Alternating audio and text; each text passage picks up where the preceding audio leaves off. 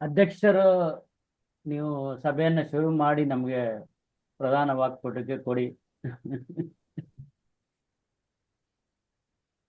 ಎಲ್ಲ ಪ್ರೀತಿಯ ಧನ್ಯವಾದ. ವಾಕ್ಪಟುಗಳೇ, ಇವತ್ತಿನ ಸಭೆ ಡಿಸೆಂಬರ್ 8ನೇ ತಾರೀಕು 2024 ಸಭೆಯನ್ನ ಈಗ ಆರಂಭ ಮಾಡ್ತಾ ಇದ್ದೀವಿ.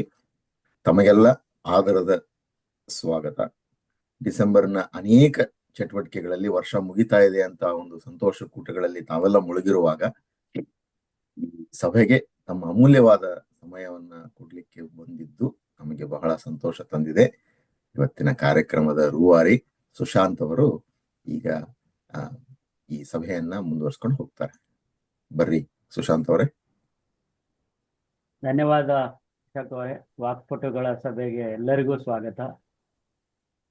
ವಾಕ್ಪಟುಗಳು ಎಷ್ಟೇ ಜನ ಬರಲಿ, ನಾವು ನಮ್ಮ ಸಭೆಯನ್ನ ಮುಂದೆ ಬರೆಸ್ತಾ ಇದ್ದೀವಿ. ಅದು ಒಂದು ಒಂದು ಅದ್ಭುತವಾದ ವಿಷಯ. ಇವತ್ತಿನ ನಮ್ಮ ಸಭೆಯ ಮುಖ್ಯ ವಿಷಯ ಏನಂದ್ರೆ ಹಾಲಿಡೇಸ್. ಸಂತ ಬರ್ತಾನೆ, ಏನು ತರ್ತಾನೆ. ಸಂತ ಅಂದ್ರೆ ನಮ್ಮ ಭಾರತದ ಸಂತ ಅಲ್ಲ, ಸಾಂಟಾ ಕ್ಲಾಸ್ ಬಗ್ಗೆ ಮಾತಾಡ್ತಾ ಇದ್ದೀನಿ. ನಿಮ್ಮ ಕ್ಯಾಲಿಫೋರ್ನಿಯಾದಲ್ಲಿ ಇರೋರಿಗೆ ಆ ಅನುಭವ ಸಿಗುತ್ತೋ ಇಲ್ಲೋ, ಆದ್ರೆ ನಮ್ಮ ಶಿಕಾಗೋ ನಗರದಲ್ಲಿ ಈ ಹಬ್ಬ ಹತ್ರ ಬಂದಾಗ ಒಂಥರ ಅದ್ಭುತವಾದ ವಿಚಿತ್ರ ಅನುಭವ ಆಗ್ತದೆ. ಏನಂದ್ರೆ ಈ ಆಟಮ್, ಫಾಲ್, ಇದೊಂದು ಸೀಸನ್ ಇರುತ್ತಲ್ಲ, ಅಲ್ಲಿ ಎಲ್ಲ ಎಲೆಗಳು ಒಂದು ಬಣ್ಣ ವರ್ಣರಂಜಿತ ಆಗಿ ಕೊನೆಗೆ ಬಿದ್ದು ಇನ್ನೇನು ಫುಲ್ಲು ಬರಡಾಗಿ ಮರುಭೂಮಿ ತರ ಕಾಣಿಸ್ತಾ ಇರ್ತದೆ. ಅದೇ ಹೊತ್ತಿಗೆ ಏನ್ ಮಾಡ್ತಾರೆ ಅಂದ್ರೆ ಅವರು ಮತ್ತೆ ಈ ಹೊಸ ಲೈಟ್ ಬಲ್ಬ್ಗಳನ್ನು, ಈ LED ಎಲ್ಲ ಹಾಕಿ ಮತ್ತೆ ಅದೇ ಕಲರನ್ನು ವಾಪಸ್, ಅಂದ್ರೆ ಆ ಬಣ್ಣವನ್ನು ಮತ್ತೆ ಹಿಂದಕ್ಕೆ ತಗೊಂಡ್ ಬರ್ತಾರೆ. ಆವಾಗ ಏನೋ ಬರ್ತಾ ಇದೆ, ಯಾರೋ ಬರ್ತಾ ಇದ್ದಾರೆ, ಅದಕ್ಕೆ ಈ ತಯಾರಿ ನಡೆದಿದೆ ಅಂತ ನಮ್ಗೆಲ್ಲ ಅನುಭವ ಆಗುತ್ತೆ. ನಾನು ಶಿಕಾಗೋ ಡೌನ್ ಟೌನ್ ಅಲ್ಲಿ ಕೆಲಸ ಮಾಡ್ತೀನಿ. ನಾನು ಈ ಬದಲಾವಣೆಯನ್ನ ನೋಡ್ತಾ ಇರ್ತೀನಿ. ಇನ್ನೇನು ಆಯ್ತು, ಎಲೆಗಳು ಬಿತ್ತು, ಎಲ್ಲ ಬರ್ಡಾಗಿದೆ.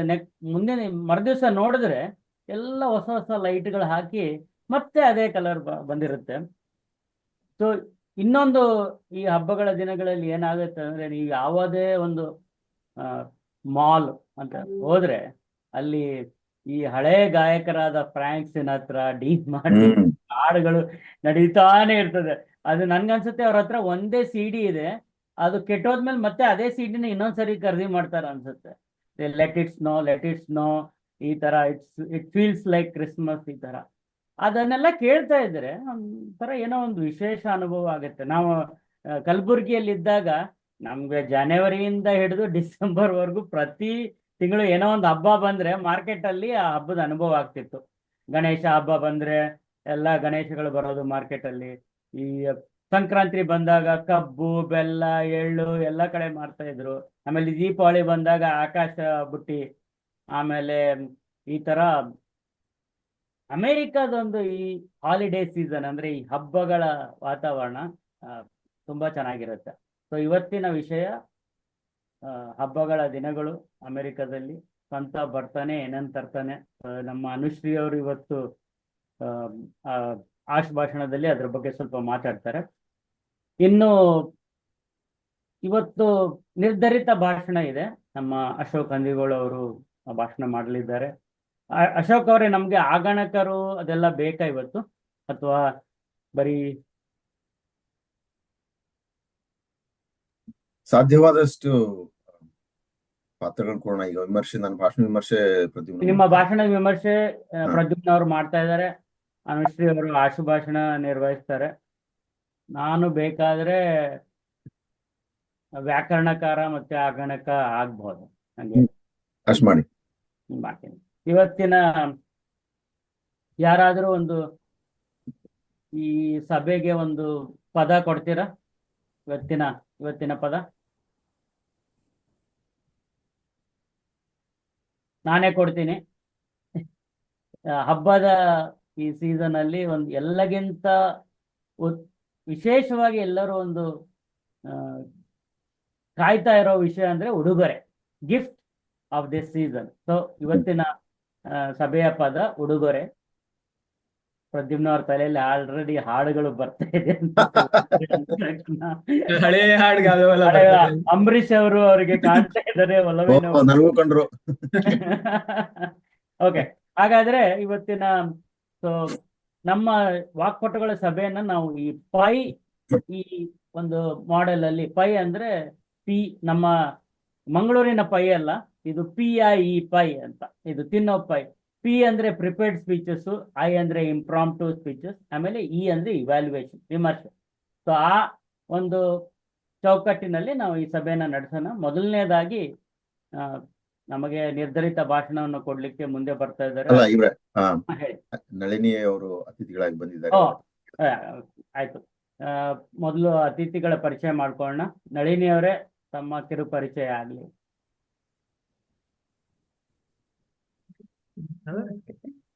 ನಮಸ್ಕಾರ. ನನ್ನ ಹೆಸರು ನಳಿನಿ ಅಂತ. ಹುಟ್ಟಿ ಬೆಳೆದಿದ್ದೆಲ್ಲ ಭದ್ರಾವತಿಲಿ, ಓದಿದ್ದು ಶಿವಮೊಗ್ಗ DVS ಕಾಲೇಜಲ್ಲಿ ಓದಿದ್ದು. ಆಮೇಲೆ ನಾನು ಮದುವೆ ಆಗಿ ಹೈದರಾಬಾದಲ್ಲಿ ಇರೋದು. ಇವಾಗ ಸದ್ಯಕ್ಕೆ 33 ಇಯರ್ಸ್ ಇಂದ ಹೈದರಾಬಾದಲ್ಲಿ ಇರೋದು. ಅಷ್ಟೇ ಅಂತ ದೊಡ್ಡ ಇದೇನಿಲ್ಲ. ನನ್ನ ಹಾಬಿ ಅಂದ್ರೆ ಒಂಚೂರು ಹಾಡೋದು, ಓದೋದು ಇತ್ತು. ಕನ್ನಡ ಎಲ್ಲ ಹೈದರಾಬಾದ್ಗೆ ಹೋದ್ಮೇಲೆ ಸ್ವಲ್ಪ ಅದ್ರದ್ದು ಕಡಿಮೆ ಆಗಿದೆ ಅಷ್ಟೇ. ಭದ್ರಾವತಿ ಆಕಾಶವಾಣಿಗೆ ನಿಮ್ಗೆ ಏನ್ ಸಂಬಂಧ? ಒಂದ್ ಕಾಲದಲ್ಲಿ ಅವಾಗ ಅಲ್ಲಿ ಆಕಾಶವಾಣಿಯಲ್ಲಿ ಡ್ರಾಮಾ ಆರ್ಟಿಸ್ಟ್ ಆಗಿದ್ದೆ ನಾನು. ಆಮೇಲೆ ಮದ್ವೆ ಆದ್ಮೇಲೆ ಅದೆಲ್ಲ ಸ್ವಲ್ಪ ಬಿಟ್ಟು ಹೋಯ್ತು ಅಷ್ಟೇ. ಸಭೆಗೆ ಸ್ವಾಗತ ನಳಿನಿ ಅವರೇ. ಸಭೆ ಮುಗಿದ್ಮೇಲೆ ನಿಮ್ಮ ಅನಿಸಿಕೆ ಏನು ನಮ್ಮ ಸಭೆ ಬಗ್ಗೆ ಅಂತ ಕೊನೆಗೆ ಕೇಳ್ತೀವಿ.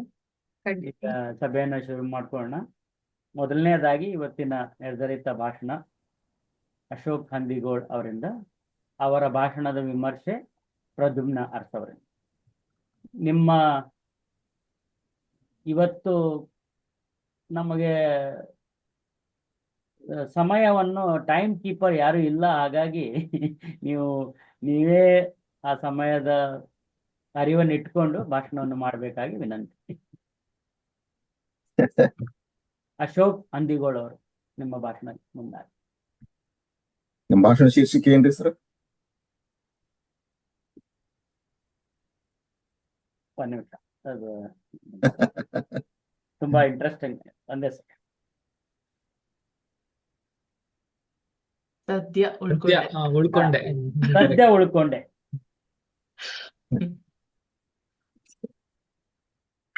ಭಾಷಣದ ಶೀರ್ಷಿಕೆ ಸದ್ಯ ಉಳ್ಕೊಂಡೆ. ಬೀಸೋ ದೊಣ್ಣೆ ತಪ್ಪಿದ್ರೆ 100 ವರ್ಷ ಆಯುಷು ಅಂತಾರೆ. ಅಂದ್ರೆ ನಿಮ್ಮ ತಲೆಗೆ ಬಂದು ಇನ್ನೇನು ಅಪ್ಪಳಿಸ್ಬೇಕು, ಅದನ್ನ ನೀನು ಹೆಂಗಾದ್ರೂ ತಪ್ಪಿಸ್ಕೊಂಡ್ಬಿಟ್ರೆ ಸದ್ಯ ಉಳ್ಕೊಂಡೆ, ಜೀವ ಉಳಿತು, ನಾನು ಸಾಯ್ಲಿಲ್ಲ ಅಂದ್ರೆ ನನಗೆ ಇನ್ನೂ ಬದುಕೋದಕ್ಕೆ ಅವಕಾಶ ಇದೆ, ಮುಂದೆ ಆಗಿದ್ದು ನೋಡ್ಕೊಳ್ಳೋಣ ಅಂತ. ಈ ತರ ಸನ್ನಿವೇಶಗಳು ನಮಗೆ ಜೀವನದಲ್ಲಿ ಬರ್ತಾನೆ ಇರ್ತದೆ. ನಾವು ಅದ್ರ ಬಗ್ಗೆ ವಿಚಾರ ಮಾಡಿ ಹೀಗಾಯ್ತು ಅಂತ ಮಾಡ್ಬೋದು, ಮಾಡ್ಲಿಕ್ಕಿಲ್ಲ. ಆದ್ರೆ ಈ ತರ ಸನ್ನಿವೇಶಗಳು ಬಂದು ಹೋಗ್ತಾನೆ ಇರುತ್ತೆ. ಸದ್ಯ ಉಳ್ಕೊಂಡೆ ಅಂತ ಉದ್ಗಾರ ಬಂದಾಗ ಅದ್ರ ಬಗ್ಗೆ ಕೂಲಂಕಷವಾಗಿ ಅದ್ರ ಬಗ್ಗೆ ವಿಶ್ಲೇಷಣೆ ಮಾಡಿ, ಏನಾಯ್ತು, ಯಾಕೆ ಹೀಗಾಯ್ತು, ನಾನು ಯಾಕೆ ಈ ಪರಿಸ್ಥಿತಿಲಿ ಸಿಕ್ಕಾಕೊಂಡೆ, ಅಕಸ್ಮಾತ್ ಆ ಗಂಡಾಂತರ ನನ್ನನ್ನ ನುಂಗಿಬಿಟ್ಟಿದ್ರೆ ಅಥವಾ ತುಂಬಾ ನಷ್ಟ ಮಾಡಿದ್ರೆ ನನಗೆ ಏನಾಗ್ತಿತ್ತು, ನನ್ನ ಪರಿಸ್ಥಿತಿ ಏನಾಗ್ತಿತ್ತು ಅಂತ ವಿಶ್ಲೇಷಣೆ ಮಾಡ್ತಾ ಹೋಗ್ಬೋದು. ಅದರಿಂದ ನಾವು ಪಾಠಗಳನ್ನು ಕಲಿಬಹುದು. ಆದ್ರೆ ನಾನು ಹೇಳೋದೇನಂತಂದ್ರೆ, ಸಣ್ಣ ಸಣ್ಣ ವಿಷಯಗಳಲ್ಲೂ ಕೂಡ ಈ ವಿಶ್ಲೇಷಣೆಯನ್ನ ನಾವು ಮಾಡಬಹುದು. ನಾವು ಒಂದು ಸಣ್ಣ ಕೆಲಸವನ್ನ ಈ ತರ ಮಾಡ್ದೇನೆ ಈ ತರ ಮಾಡಿದ್ರೆ ಅಲ್ಲಿ ಆ ಸಾಧ್ಯತೆ ಇತ್ತು, ಒಂದು ದೊಣ್ಣೆ ನಿಮ್ಮ ಹತ್ರ ಬರೋ ಸಾಧ್ಯತೆ ಇತ್ತು, ಅದು ಹೇಗೋ ನೀವು ತಪ್ಪಿಸ್ಕೊಂಡ್ರಿ. ನೀವಾಗೆ ಉದ್ದೇಶಪೂರ್ವಕವಾಗಿ ತಪ್ಪಿಸ್ಕೊಂಡಿರ್ಬೋದು, ಅಥವಾ ನಿಮ್ಮ ಅದೃಷ್ಟ ಇರ್ಬೋದು, ಅಥವಾ ಬೇರೆ ಯಾರೋ ಮಾಡಿರತಕ್ಕಂತ ಒಂದು ಕಾರ್ಯದಿಂದ ಆ ದೊಣ್ಣೆ ನಿಮ್ಗೆ ತಪ್ಪು ಹೋಯ್ತು. ಅಂದ್ರೆ ದೊಣ್ಣೆ ಬೀಸೋರೆ ದೊಣ್ಣೆ ಕೆಳಗಿಳಿಸ್ಬಿಟ್ರೆ ನಿಮ್ಗೇನು, ಆ ತರ ಯೋಚನೆ ಮಾಡಿದ್ರೆ ನನಗೆ 2 ಉದಾಹರಣೆಗಳನ್ನ ಕೊಡ್ಲಿಕ್ಕೆ ನಾನು ಇಷ್ಟಪಡ್ತೀನಿ. ಕೆಲವೊಮ್ಮೆ ಮೂರ್ಖತನದಿಂದ ನಾವಾಗೆ ತಂದುಕೊಂಡ ಗಂಡಾಂತರಗಳಿಂದನೂ ಈ ದೊಣ್ಣೆ ಪ್ರಸಂಗಗಳು ಬರೋದು ಆಶ್ಚರ್ಯ ಏನಲ್ಲ. ನನಗೆ ಇತ್ತೀಚೆಗೆ ಅರಿವಾಗಿದ್ದು ಒಂದು, ಈ ಮನೆಯಲ್ಲಿ ಬಟ್ಟೆ ತೊಳೆಯೋ ಯಂತ್ರಗಳಿರುತ್ತವೆ. ನಿಮ್ಮ ಎಲ್ಲರ ಮನೆಗಳಲ್ಲಿ ಇರುತ್ತೆ, ಕೆಳ ಮನೆಯಲ್ಲಿ ಅಥವಾ ಮೇಲ್ಗಡೆ ಎಲ್ಲ ಕಡೆ ಇರುತ್ತೆ, ಅಥವಾ ಹಿತ್ತಲಲ್ಲಿ ಇರುತ್ತೆ. ಅದರಲ್ಲಿ 2 ವಿಧ ಇರುತ್ತೆ. ಒಂದು, ಮೇಲಿಂದ ಬಟ್ಟೆ ಸುರುವುದು, ಮೇಲಿಂದ ಒಂದು ಹಾಕ್ಬಿಡ್ಬೋದು. ಇನ್ನೊಂದು, ಈಗ ಬಾಗಿಲು ತೆಗೆದು ಒಂದೊಂದೇ ಹಾಕ್ಬೇಕಾಗತ್ತೆ ಅಲ್ವಾ? ಅದ್ರ ಬಗ್ಗೆ ನನಗೆ ಒಳ್ಳೆ ಅನುಭವ ಆಯ್ತು ನಿನ್ನೆ. ಯಾವ ರೀತಿಯ ಬಟ್ಟೆ ತೊಳೆಯೋ ಯಂತ್ರ ಉಪಯುಕ್ತ ಅಂತ ನಿನ್ನೆ ಬಹಳ ಖಚಿತವಾಗಿ ನನಗೆ ಗೊತ್ತಾಯ್ತು. ಹೇಳ್ತೇನೆ ಕೇಳಿ. ಈ ದೊಣ್ಣೆ ವಿಷಯ ಹೇಗ್ ಬಂತು ಅಂತ. ನಾನು ನಿನ್ನೆ ಬೆಳಿಗ್ಗೆ ಮೇಲೆ ನಮ್ಮ ಮನೇಲಿ ಬಟ್ಟೆ ತೊಳೆಯೋ ಕೆಲಸನೆಲ್ಲ ನಾನೇನೆ ಮಾಡೋದು. ಆ ಪ್ರಕಾರ ನಿನ್ನೆ ಬೆಳಿಗ್ಗೆ, ಶನಿವಾರ ಬೆಳಿಗ್ಗೆ, ಎಲ್ಲಾ ಬಟ್ಟೆಗಳನ್ನ ಎಲ್ಲಾ ಬಚ್ಚಲು ಮನೆಗಳಿಂದ ಇದರಲ್ಲಿ ಬುಟ್ಟಿಲಿ ಗುಂಡಿ ಹಾಕಿ ಕೆಳಗೆ ಒಯ್ಬೇಕಲ್ಲ. ಮೇಲಿನ ಕೋಣೆಗಳಿಂದ ಕೆಳಗೆ ಹೋಗ್ಬೇಕು. ಒಂದು 15-16 ಮೆಟ್ಲುಗಳನ್ನ ಇಳಿದು ಆಮೇಲೆ ಕೆಳಗೆ ಹೋಗಿ ಅಲ್ಲಿ ಯಂತ್ರ ಇದೆ, ಅಲ್ಲಿ ಹಾಕ್ಬೇಕಿತ್ತು. ಹೀಗೆ ಬುಟ್ಟಿ ಹಿಂಗ್ ಹಿಡ್ಕೊಂಡಿದ್ದ ನಾನು. ಆವಾಗ ಕೆಳಗೂ ಹೋಗ್ತಾ ಇದ್ದೀನಿ. ಆಮೇಲೆ ಅಡಿಗೆ ಮನೆಯಲ್ಲಿ ಕಾಫಿ ಎಲ್ಲ ಕುಡಿಬೇಕು ಅಂತ ಹೇಳಿ ಯೋಚನೆ ಮಾಡ್ಬೇಕಾದ್ರೆ ನೋಡಿ, ಯಾವಾಗ್ಲೂ ನಾವ್ ಎಲ್ಲೇ ಹೋಗ್ಲಿ ನಮ್ಮ ಚರವಾಣಿಯನ್ನ ನಮ್ ಜೊತೆಗೆ ತಗೊಂಡು ಹೋಗ್ತೀವಿ. ಈ ಕಾಲ ಹಾಗಾಗ್ಬಿಟ್ಟಿದೆ. ಯಾರಾದ್ರೂ ಕರೆ ಮಾಡಿ ನಾವು ಉತ್ತರ ಕೊಡ್ಲಿಲ್ಲ ಅಂದ್ರು, ನೀವು ಉತ್ತರ ಕೊಡ್ಲಾ, 3 ಸರ್ತಿ ನಾ ಕರೆ ಕೊಟ್ಟಿದ್ದು, ಎಲ್ಲಿ ಹೋಗಿದ್ದೀನಿ, ಅದೆಲ್ಲ ಮಾಡ್ತಾರೆ. ಆ ಸಮಸ್ಯೆ ಬರಬಾರ್ದು ಅಂತ ಹೇಳಿ ಆವಾಗ ನೋಡ್ತೀನಿ, ನಾನು ಹಾಕಿದ ಚೊಣ್ಣದಲ್ಲಿ ಜೇಬಿರ್ಲಿಲ್ಲ. ಆಯ್ತಾ? ಏನ್ ಮಾಡ್ದೆ, ಆ ಚರವಾಣಿಯನ್ನ ಆ ಬುಟ್ಟಿ ಮೇಲೆ ಇಟ್ಟೆ. ಬುಟ್ಟಿ ಮೇಲೆ ಅಂದ್ರೆ ಆ ಬಟ್ಟೆಗಳ ಮಧ್ಯೆ ಇಟ್ಟೆ. ಆಯ್ತಾ? ಆಮೇಲೆ ನಿಧಾನಕ್ಕೆ ಕೆಳಗೆ ಹೋದೆ. ಅಲ್ಲೋದೆ ಆ ಯಂತ್ರದ ನಮ್ದು ಹೇಗಿದೆ ಅಂತಂದ್ರೆ, ಬಾಗಿಲು ತೆಗೆದು ಎದುರುಗಡೆಯಿಂದ ಬಾಗಿಲು ತೆಗೆದು ಹಾಕೋದು. ಆಯ್ತಾ? ನಾನು ಹಾಕಿದೆ, ಶುರು ಮಾಡಿದೆ. ಅದೆಲ್ಲ ಹಾಕಿ ಅದನ್ನೆಲ್ಲ ಶುರು ಮಾಡಿ ಆರಾಮಾಗಿ ಕಾಫಿ ಮಾಡೋಣ ಅಂತ ಇಲ್ಲಿ ಅಡಿಗೆ ಮನೆಗೆ ಬಂದೆ. ಆಮೇಲೆ ತಕ್ಷಣ ಜ್ಞಾಪಕ ಆಯ್ತು, ನನ್ನ ಚರವಾಣಿ ಎಲ್ಲೋಯ್ತು. ಅಲ್ಲೇ ಮೇಜಿನ ಮೇಲೆ ಇಟ್ಟಿದ್ನಲ್ಲ ಅಂತ ಬಂದು ಮೇಜಿನ ಮೇಲೆ ನೋಡ್ತೀನಿ, ಮೇಜಿನ ಮೇಲೆ ನನ್ನ ಚರವಾಣಿ ಇಲ್ಲ.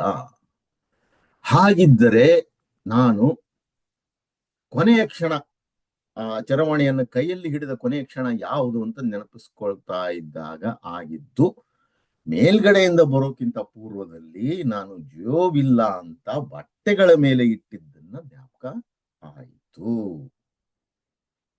ದೊಣ್ಣೆ ಸಂಕೇತ ನನಗೆ ಈಗ ಸ್ಪಷ್ಟ ಆಗ್ತಾ ಇತ್ತು. ತಕ್ಷಣ ಓಡೋದೆ. ಎಲ್ಲಿಗೆ? ಅಲ್ಲಿ ಕೆಳಮನೆಗೆ. ಅದು ನೋಡ್ತೀನಿ, ಆಗ್ಲೇ ಅದು 10 ನಿಮಿಷ ಓಡಿದೆ ಅದು ಯಂತ್ರ. ಈ ನೀರಲ್ಲಿ ಅಕಸ್ಮಾತ್ ಬಿದ್ದಿದ್ರೆ ಅಥವಾ ನಾನು ಹಾಕಿದ್ರೆ ನನ್ನ ಚರವಾಣಿ ಗತಿ ಏನಾಗ್ತಿತ್ತು. ಅಲ್ಲಿ ಹೋಗಿ ನೋಡ್ತೇನೆ, ಸದ್ಯ ನನ್ನ ಚರವಾಣಿ ಯಂತ್ರದ ಮೇಲ್ಭಾಗದಲ್ಲಿ ಹೊರಗಡೆ ನನ್ನನ್ನೇ ನೋಡ್ತಾ ನಗ್ತಾ ಇತ್ತು. ಅಯ್ಯೋ ಮೂರ್ಖ,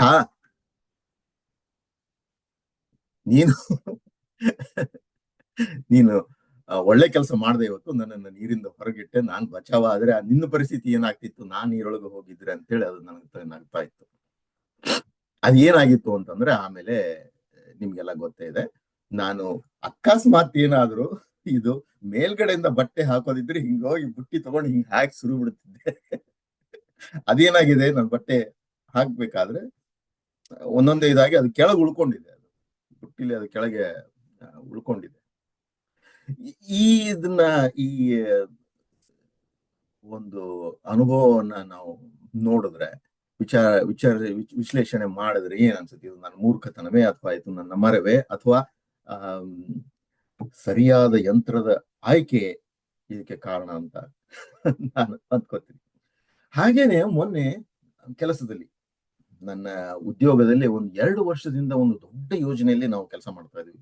ದಿನರಾತ್ರಿ ಕೆಲಸ ಮಾಡ್ತಾನೆ ಇದೀವಿ. ರಾತ್ರಿ 11 ಗಂಟೆ, 12 ಗಂಟೆ, 1 ಗಂಟೆಗೆಲ್ಲ ಏನೇನೋ ನಾನು ಕೆಲಸವನ್ನ ಮುಂದುವರಿಸಬೇಕು, ನಮ್ಮ ಭಾರತದ ತಂಡದ ಜೊತೆ ಮಾತಾಡಬೇಕು, ಅದೆಲ್ಲ ನಡೆದೇ ಇದೆ. ತುಂಬಾ ಮಹತ್ವದ ಕೆಲಸ. ತಪ್ಪುಗಳನ್ನ ಮಾಡಲಿಕ್ಕೆ ಅವಕಾಶಗಳು ಸಾಕಷ್ಟು ಇದ್ದರೂ ಆ ತಪ್ಪುಗಳನ್ನ ತಡ್ಕೊಳ್ಳಿಕ್ಕೆ ಶಕ್ತಿ ಯಾರಿಗೂ ಇಲ್ಲ. ಹಾಗೆ ಮಾಡಬಾರದು ತಪ್ಪು ನೀ ಮಾಡಿದೆ ಅಂತೇಳಿ ಎಲ್ಲ ಬೆರಳು ತೋರಿಸೋರು ಆಗ್ಬಿಡ್ತಾರೆ. ಆ ಪರಿಸ್ಥಿತಿ ಇರಬೇಕಾದ್ರೆ ಮೊನ್ನೆ ಅದು ಕೊನೆಯ ಹಂತದಲ್ಲಿದೆ. ಕೊನೆಯ ಒಂದು 4 ವಾರದ ಹಂತದಲ್ಲಿ ನಾವು ಬಂದಿದ್ದೀವಿ. ಮೊನ್ನೆ ಶುಕ್ರವಾರ ಸಾಯಂಕಾಲ ನಾವು ಸ್ಲ್ಯಾಕ್ ಗುಂಪಲ್ಲಿ ನಾವು ಮಾತಾಡ್ತಾ ಇದ್ರು ನನ್ನ ಹಿರಿಯ ಅಧಿಕಾರಿಗಳು, ಅವರೆಲ್ಲ ಇವತ್ತು ಸಾಯಂಕಾಲ ಇದು ನಡೆದಿದೆ ಅಂತ ಮಾತಾಡ್ತಾ ಇದ್ರು. ಕೊನೆಗೆ ನಾನು 11 ಗಂಟೆಗೆ, ರಾತ್ರಿ 11 ಗಂಟೆಗೆ ನೋಡ್ತೇನೆ, ನನ್ನ ಹಿರಿಯ ಅಧಿಕಾರಿಗಳು ಅವ್ರು ಕೇಳಿದ್ರು, ಈಗ ನಾವು 8ನೇ ಹಂತದಲ್ಲಿದ್ದೀವಿ, 9ನೇ ಹಂತ ಮುಗಿದ ತಕ್ಷಣ 10ನೇ ದಿನ ಯಾರು ಶುರು ಮಾಡ್ತಾರೆ ಅಂತ ಅವ್ರು ಕೇಳಿದ್ರು. ನಾನು ಎಲ್ಲೋ ಯಾವುದೋ ವಿಚಾರದಲ್ಲಿ ಇದ್ದೆ. ನಾನು ನೋಡಿದೆ, ಸ್ಲ್ಯಾಕ್ ಅಲ್ಲಿ ನೋಡಿ ನಾನು ಅನ್ಕೊಂಡೆ 10ನೇದು ನನ್ನ ಕೆಲಸ ನಾನು ಮಾಡ್ಬೋದು, ನಾನು ಮಾಡ್ತೇನೆ ಅಂತ ಹಾಕಿದೆ. ಹಾಕಿದ ತಕ್ಷಣ ಹೋಗಿ ನನ್ನ ಗಣಕಯಂತ್ರವನ್ನ ತೆಗೆದು ಅದ್ರಲ್ಲಿ ಇದು ಮಾಡಿ 10ನೇ ದಿನ ನಾನು ಶುರು ಮಾಡ್ಬಿಟ್ಟೆ. ಏನ್ ಉತ್ಸಾಹ, ಏನ್ ಹುಡುಗ, ಎಷ್ಟು ಒಳ್ಳೆ ಕೆಲಸಗಾರ ಅನ್ಕೋಬೇಕು ಅಂತ ಹೇಳಿ ಕೇಳಿದ ತಕ್ಷಣ ಮಾಡ್ಬಿಟ್ಟ ಅಂತೇಳಿ. ಆಮೇಲೆ 5 ನಿಮಿಷ ಆದ್ಮೇಲೆ ಯೋಚನೆ ಆಯ್ತು, ಅಲ್ಲ ಅವ್ರು ಕೇಳಿದ್ದು 9ನೇ ಹಂತ ಆದ್ಮೇಲೆ 10ನೇ ದಿನ ಯಾರು ಮಾಡ್ತಾರೆ ಅಂತ. 9ನೇದು ಆಗಿದೆ, 10ನೇದು ಶುರು ಮಾಡಿ ಅಂತ ಅವ್ರು ಕೇಳಿರ್ಲಿಲ್ಲ. ನಮ್ಮ ಮತ್ತೆ ಹೋಗಿ ನೋಡ್ದೆ, ಯಪ್ಪ ಇನ್ನೇನ್ ಲವಲವ ಹೊಯ್ಕೋಬೇಕು ಹಂಗಾಗೋಯ್ತು. 9ನೇದು ಯಾರೋ ಬೇರೆಯವ್ರು ಮಾಡೋರು, ಅದು ಮುಗಿದ ಮೇಲೆ ನಾನು ಮಾಡ್ಬೋದಿತ್ತು. ಆಮೇಲೆ ಆ ಗಣಕಯಂತ್ರದಲ್ಲಿ ಬೇರೆ ಭಾಗದಲ್ಲಿ ಹೋಗಿ ನಾನು ನೋಡ್ದೆ. ಸದ್ಯ ಏನು ಅಂತಂದ್ರೆ, ಮೇಲೆ ಹೋಗ್ತಾ ಇದೆ ಇದಪ್ಪ,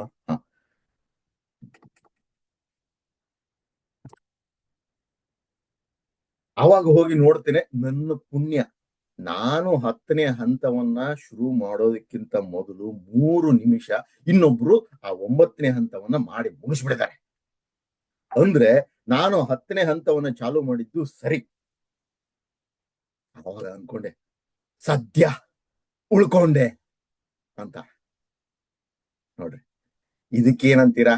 ಇದು ದೈವದ ಕೈವಾಡವೇ, ನನ್ನ ಅದೃಷ್ಟವೇ, ಅಥವಾ ಆ ವಾಕ್ಯವನ್ನ ಸರಿಯಾಗಿ ಓದದೆಯೇ ಆ ಕೆಲಸವನ್ನ ಶುರು ಮಾಡಿದ್ದು ಮೂರ್ಖತನವೇ, ಅಥವಾ ವಾಕ್ಪಟುಗಳಲ್ಲಿ ಈ ಭಾಷಣವನ್ನು ಮಾಡಬೇಕು ಅಂತ ಒಂದು ಆದೇಶವೇ? ನನಗಂತೂ ಅರ್ಥ ಆಗ್ಲಿಲ್ಲ. ಹೀಗೆ ಜೀವನದೊಳಗೆ ನಾವು ಪ್ರತಿ ಹಂತದೊಳಗೆ ಏನೋ ಒಂದು ಮಾಡಿರ್ತೀವಿ, ಏನೋ ನಮಗೆ ಅರಿತೋ ಅರಿಯದೆಯೋ ತಪ್ಪಾಗೋ ಸಾಧ್ಯತೆಗಳಿರುತ್ತೆ. ಆ ಸಾಧ್ಯತೆಗಳು ನಮ್ಮ ಮರುವಿನಿಂದ ಇರಬಹುದು, ನಮ್ಮ ದುರಾದೃಷ್ಟದಿಂದ ಇರಬಹುದು, ಅಥವಾ ನಮ್ಮ ಅಜಾಗರೂಕತೆಯಿಂದ ಇರಬಹುದು, ಅಥವಾ ನಮ್ಮ ನಿಯಂತ್ರಣದಲ್ಲಿ ಇರತಕ್ಕಂತ ಯಾವುದೇ ಒಂದು ಅಂಶ ಅದರಲ್ಲಿ ಮುಖ್ಯ ಪಾತ್ರವನ್ನು ವಹಿಸ್ತಿರ್ಬೋದು. ನಾನು ಹೇಳೋದಿಷ್ಟೇ, ನಮ್ಮ ಕೈಲಿ ಏನಾಗತ್ತೆ ಅಷ್ಟು ಪ್ರಯತ್ನ ಮಾಡೋಣ. ಬೀಸೋ ದೊಣ್ಣೆ ತಪ್ಪಿಸ್ಕೊಳ್ಳಿಕ್ಕೆ ನಾವು ಸಾಧ್ಯವಾದಷ್ಟು ನಮ್ಮ ಕಡೆಯಿಂದ ಏನೆಲ್ಲ ಪ್ರಯತ್ನ ಆಗತ್ತೆ ಮಾಡೋಣ. ಆದ್ರೆ ನಮ್ಮ ನಿಯಂತ್ರಣದಿಂದ ಹೊರಗೆ ಇರತಕ್ಕಂತ ಅಂಶಗಳ ಮೇಲೆ ನಾವು ಏನೂ ಮಾಡೋಕ್ಕಾಗೋದಿಲ್ಲ. ಹರಿಯುವ ನೀರು ಹೇಗೆ ಹರಿತಾ ಇರುತ್ತೆ, ಅದರ ಅಲೆಗಳೊಂದಿಗೆ ನಾವು ಹರಿಯುವ ಶಕ್ತಿಯನ್ನ ದೇವರು ನಮಗೆ ಕೊಡಲಿ. ಅಕಸ್ಮಾತ್ ಆಘಾತಗಳು, ದೊಣ್ಣೆಗಳು ತಪ್ಪಿದ್ರೆ ತುಂಬಾ ನಷ್ಟ ಏನು ಮಾಡದೇನೆ ಸುಮ್ಮನೆ ಹಗುರವಾಗಿ ಹಿಂಗೆ ಕೆನ್ನೆಗೆ ಸಣ್ಣ ಏಟು ಹೊಡೆದ ಹಾಗೆ ಇರಲಿ, ಹಗುರವಾಗಿ ಜೀವನ ನೀರಲ್ಲಿ ತೇಲಿ ಹೋಗ್ಲಿ ಅಂತ ಆಶಿಸ್ತಾ ನನ್ನ ಭಾಷಣವನ್ನ ಮುಗಿಸ್ತೇನೆ.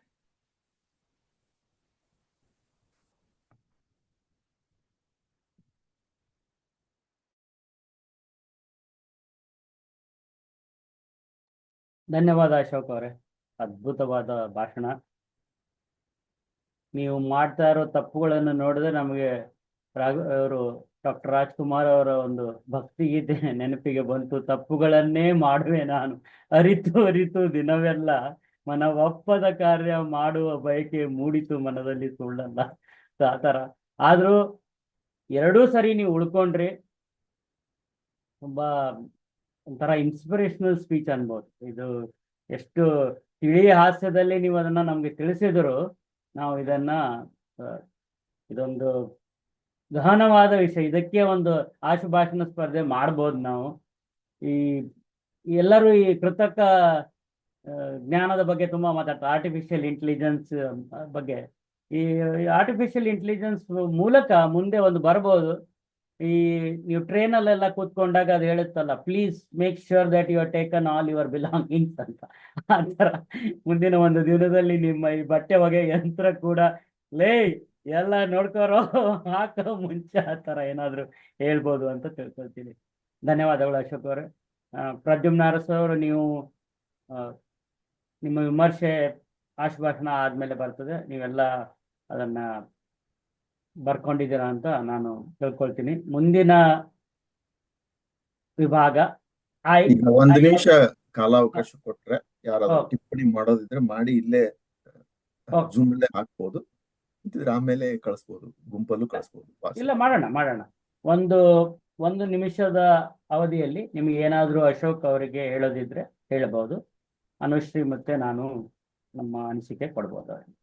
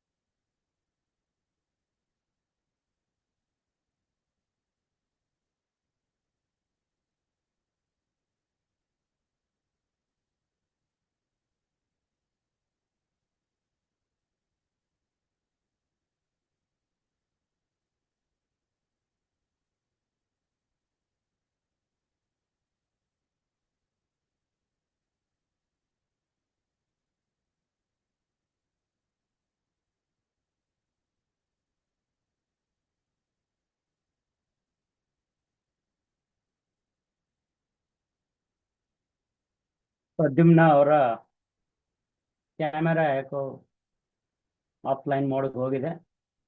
ಇಲ್ಲ, ಅದು ಆನ್ಲೈನ್ ಆಗ್ತಾ ಇದೆ. ಹಾಗೆ ನೀವು ಬಂದ ತಕ್ಷಣ ನಾವು ನಿಮ್ಮ ವಿಮರ್ಶೆಯನ್ನು ಶುರು ಮಾಡ್ಬೋದು. ಅಲ್ಲ, ವಿಮರ್ಶೆ ಅಲ್ಲ, ವಿಮರ್ಶೆ ಆಮೇಲೆ ಅಥವಾ ಅನುಶ್ರೀ ಅವರ ಆಶುಭಾಷಣ ನಿರ್ವಹಣೆ ಆದ್ಮೇಲೆ ನೀವು ನಿಮ್ಮ ವಿಮರ್ಶೆ ಕೊಡ್ಬೋದು. ಸರಿ. ಬನ್ನಿ ಗೆಳೆಯರೇ, ನಮ್ಮ ಸಭೆಯ ಕನ್ನಡತಿ ಸ್ಪಷ್ಟವಾಗಿ ಈ ಮಾಲೆ ಪೋಣಿಸ್ದಂಗೆ ಕನ್ನಡ ಮಾತಾಡೋ ನಮ್ಮ ಕನ್ನಡತಿ ಅನುಶ್ರೀ ಅವರಿಂದ ಇವತ್ತು ಆಶುಭಾಷಣ ನಿರ್ವಹಣೆ ನಡೆಸ್ತಾರೆ. Anushree, over to you. ಧನ್ಯವಾದಗಳು ಸುಶಾಂತ್ ಅವರೇ. ಬಹಳ ಸುಲಲಿತವಾಗಿ ಸ್ಪಷ್ಟವಾಗಿ ನಮ್ಗೆ ಪ್ರಾರಂಭದಲ್ಲಿ ತಿಳಿ ಹೇಳಿಸಿದ್ರಿ. ಹೇಗೆ ಸಾಂತಾ ಬರ್ತಾರೆ, ಉಡುಗೊರೆ ತರ್ತಾರಾ, ಏನ್ ತರ್ತಾರೆ? ಬಣ್ಣ ಬಣ್ಣವಾದ ಬೆಳಕಿನ ದೀಪಗಳು, ದೀಪಾವಳಿ ಮುಗಿದ್ರೂ ಮತ್ತೊಮ್ಮೆ ದೀಪಾವಳಿ ಅನುಭವಿಸುವಂತ ಒಂದು ಸುಂದರವಾದ ಸ್ವಪ್ನ ಲೋಕದಂತೆ ಕಾಣಿಸುವಂತ ಸಂಜೆ ರಾತ್ರಿ ಕಾಲ, ಇದನ್ನೆಲ್ಲ ನೋಡಿದಾಗ ನಾವು ಭಾರತದಲ್ಲಿ ಇದನ್ನ ಇಷ್ಟಾಗಿ ಅನುಭವಿಸಿದ್ವಾ, ಅಥವಾ ಇಲ್ಲಿ ಸುಮಾರು ವರ್ಷಗಳಿಂದ ನೋಡ್ತಾ ಬಂದ ಹಂಗೆ ಇದೇ ನಮಗೆ ಅಭಿಪ್ರಾಯ ಈ ತರಹನೂ ಇರಬಹುದಾ, ಅಥವಾ ಕ್ರಿಸ್ಮಸ್ ಅಂದ್ರೆ ಹಿಂಗೇನಾ, ಸಾಂತಾ ಇಷ್ಟು ದೊಡ್ಡ ಒಂದು ಸಂಭ್ರಮವನ್ನ ತರ್ತಾರ ನಿಜವಾಗ್ಲೂ ಅಂತ ಆಶ್ಚರ್ಯ ಆಗೋದು ಸಹಜ ಅನ್ಸತ್ತೆ. ಪ್ರದ್ಯುಮ್ನ ಅವರೇ, ನಿಮ್ಗೇನ್ ಅನ್ಸತ್ತೆ? ಸಾಂತಾ ಅವರು ಬಂದಾಗ ಉಡುಗೊರೆ ತರ್ತಾರ, ಅಥವಾ ಈ ಎಲ್ಲಾ ಸಣ್ಣ ಸಣ್ಣ ದೀಪಗಳ ಮೂಲಕ ನಮ್ಮಲ್ಲಿರುವಂತಹ ಕತ್ತಲನ್ನ ಓಡಿಸಿ ಇನ್ನಷ್ಟು ಈ ಚಳಿಗಾಲದಲ್ಲಿ ಸ್ವಲ್ಪ ಬೆಚ್ಚಗಿನ ವಾತಾವರಣ ತರ್ತಾರ? ಏನ್ ತರಬಹುದು ಈ ಸರಿ? ಸಂತಾ ಅವರು, ನಾನು ಅಮೆರಿಕಕ್ಕೆ ಬಂದು 3 ವರ್ಷ ಆಯ್ತು. 2022ರಲ್ಲಿ ನಮ್ ಶಿಕಾಗೋಗಂತೂ ಸಂತಾ ಅವರು ಉತ್ತರ ಧ್ರುವದಿಂದ ಬರ್ಬೇಕಾದ್ರೆ ಉತ್ತರ ಧ್ರುವದ ಹವಾಮಾನವನ್ನೇ ತಂದ್ಬಿಟ್ಟಿದ್ರು. ಎಲ್ಲಾ ಕಡೆ ಮಂಚು ಸುರಿದು -20, 15 ಡಿಗ್ರಿ ಆಗಿತ್ತು. 2024ರಲ್ಲಿ ಸ್ವಲ್ಪ ತಡವಾಗಿ ಅದನ್ನೇ ತಂದ್ರು. ಸೊ ಹಾಗಾಗಿ ಉಡುಗೊರೆ ಜೊತೆಗೆ ಬೇರೆದನ್ನು ನಮಗೆ ತಂದು ಕೊಟ್ಟಿದ್ದಾರೆ ಅಂತ ನನ್ನ ಭಾವನೆ. ಆದ್ರೆ ಈ ಚಳಿಗಾಲದಲ್ಲಿ ಮನೆಯಲ್ಲೇ ಕುಳಿತಿರ್ತೀವಿ, ಏನು ಆದ್ರೆ ಅಂತಹ ಕೆಲಸ ಇರೋದಿಲ್ಲ, ಸುಮ್ಮನೆ ಸಮಯ ಹರಣ ಮಾಡ್ತಾ ಇದ್ದಾಗ ಈ ರೀತಿ ಎರಡು, ಒಂದು ಧನ್ಯವಾದ ಸಮರ್ಪಣೆ, ಇನ್ನೊಂದು ಸಂತ ಬರೋ ದಿನ, ಈ ತರ ಬರೋದ್ರಿಂದ ನಮ್ಮ ದೂರದರ್ಶನದಲ್ಲಿ ಮತ್ತೆ ಹೊರಗೆ ಹೋದಾಗ ಅಂಗಡಿಗಳಲ್ಲಿ ನೋಡುವ ಕೆಲವೊಂದು ತಮಾಷೆ ವಿಷಯಗಳು, ಒಳ್ಳೆ ಸುಮಧುರ ಸಂಗೀತ ಇದೆಲ್ಲ ಬಂದಾಗ ಬೇರೆ ಉಡುಗೊರೆ ಬದಲು ಇದೇ ನಮಗೆ ಉಡುಗೊರೆಯಾಗಿ ಸಂತ ತರುವುದೇನೋ ಅಂತ ಒಂದು ಭಾವನೆ ಕೂಡ ನಮ್ಮ ಮನಸ್ಸಲ್ಲಿ ಬರುತ್ತೆ. ಸೊ ಆದ್ರಿಂದ ಚಳಿಗಾಲದಲ್ಲಿ ಸಂತ ಬರೋದೇ ಒಂದು ಉಡುಗೊರೆ ಅಂತ ಅನ್ಬೋದು ಅಂತ ನನ್ನ ಭಾವನೆ. ಧನ್ಯವಾದಗಳು ಪ್ರದ್ಯುಮ್ನ ಅವರೇ. ನೀವ್ ಹೇಳ್ತಾ ಇದ್ರಿ ಅಲಾಸ್ಕಾ ಪ್ರವಾಸ ಮಾಡಿದೆ ಅಂತ. ಪ್ರಾಯಶಃ ನೀವು ಅಲ್ಲಿ ಸಂತ ನಿಜವಾದ ಮನೆಯನ್ನು ನೋಡಿದ್ರೋ ಏನೋ ಗೊತ್ತಿಲ್ಲ. ನಾನು ಹಿಂದಿನ ಸರಿ ಅಲಾಸ್ಕಾ ಪ್ರವಾಸ ಹೋದಾಗ ಸಂತ ಮನೆಗೆ ಹೋಗಿದ್ದೆ. ಅವರು ಅಲ್ಲಿ ಹಾಟ್ ಚಾಕ್ಲೇಟ್ ಆಗಿರಬಹುದು, ಹೇಗೆ ಸಾಂತ ಅವರು ಮತ್ತೆ ಮಿಸ್ಸಸ್ ಸಾಂತ ಅವರು ಕೂತು ಎಲ್ಲರಿಗೂ ಚಿತ್ರ ತೆಗೆಸ್ಕೊಳ್ಳುವಂತ ಒಂದು ಅಚ್ಚುಕಟ್ಟಾದ ಒಂದು ವ್ಯವಸ್ಥೆ ಮಾಡಿದ್ದಿರ್ಬೋದು. ಎಲ್ಲಿ ತಿರುಗಿದ್ರು ಎತ್ತ ನೋಡಿದ್ರು ಕ್ರಿಸ್ಮಸ್ ಟ್ರೀಗೆ ಹಾಕುವಂತ ಬಣ್ಣ ಬಣ್ಣದ ಸುಂದರವಾದ ಒಂದು ಚಿಕ್ಕ ಚಿಕ್ಕ ಪುಟ್ಟ ಪುಟ್ಟ ಕ್ರಾಫ್ಟ್ಗಳಾಗಿರ್ಬಹುದು, ಬಹಳ ಬಹಳ ಬಣ್ಣ ಬಣ್ಣವಾಗಿ ವೈವಿಧ್ಯಮಯವಾಗಿ ಜೋಡಿಸಿದ್ದಾಗಿರ್ಬೋದು.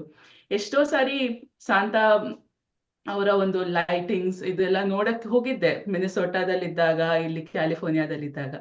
ಆದ್ರೆ ಅಲ್ಲಿ ಹೋಗಿ ನಾರ್ತ್ ಪೋಲ್ ಅಂತ ಹೇಳಿ ನೋಡುವಂತ ಒಂದು ಆ ಒಂದು ಅಭಿಪ್ರಾಯ ಮತ್ತೊಂದು ಅನುಭವ ಬಹಳ ವಿಶೇಷವಾಗಿತ್ತು.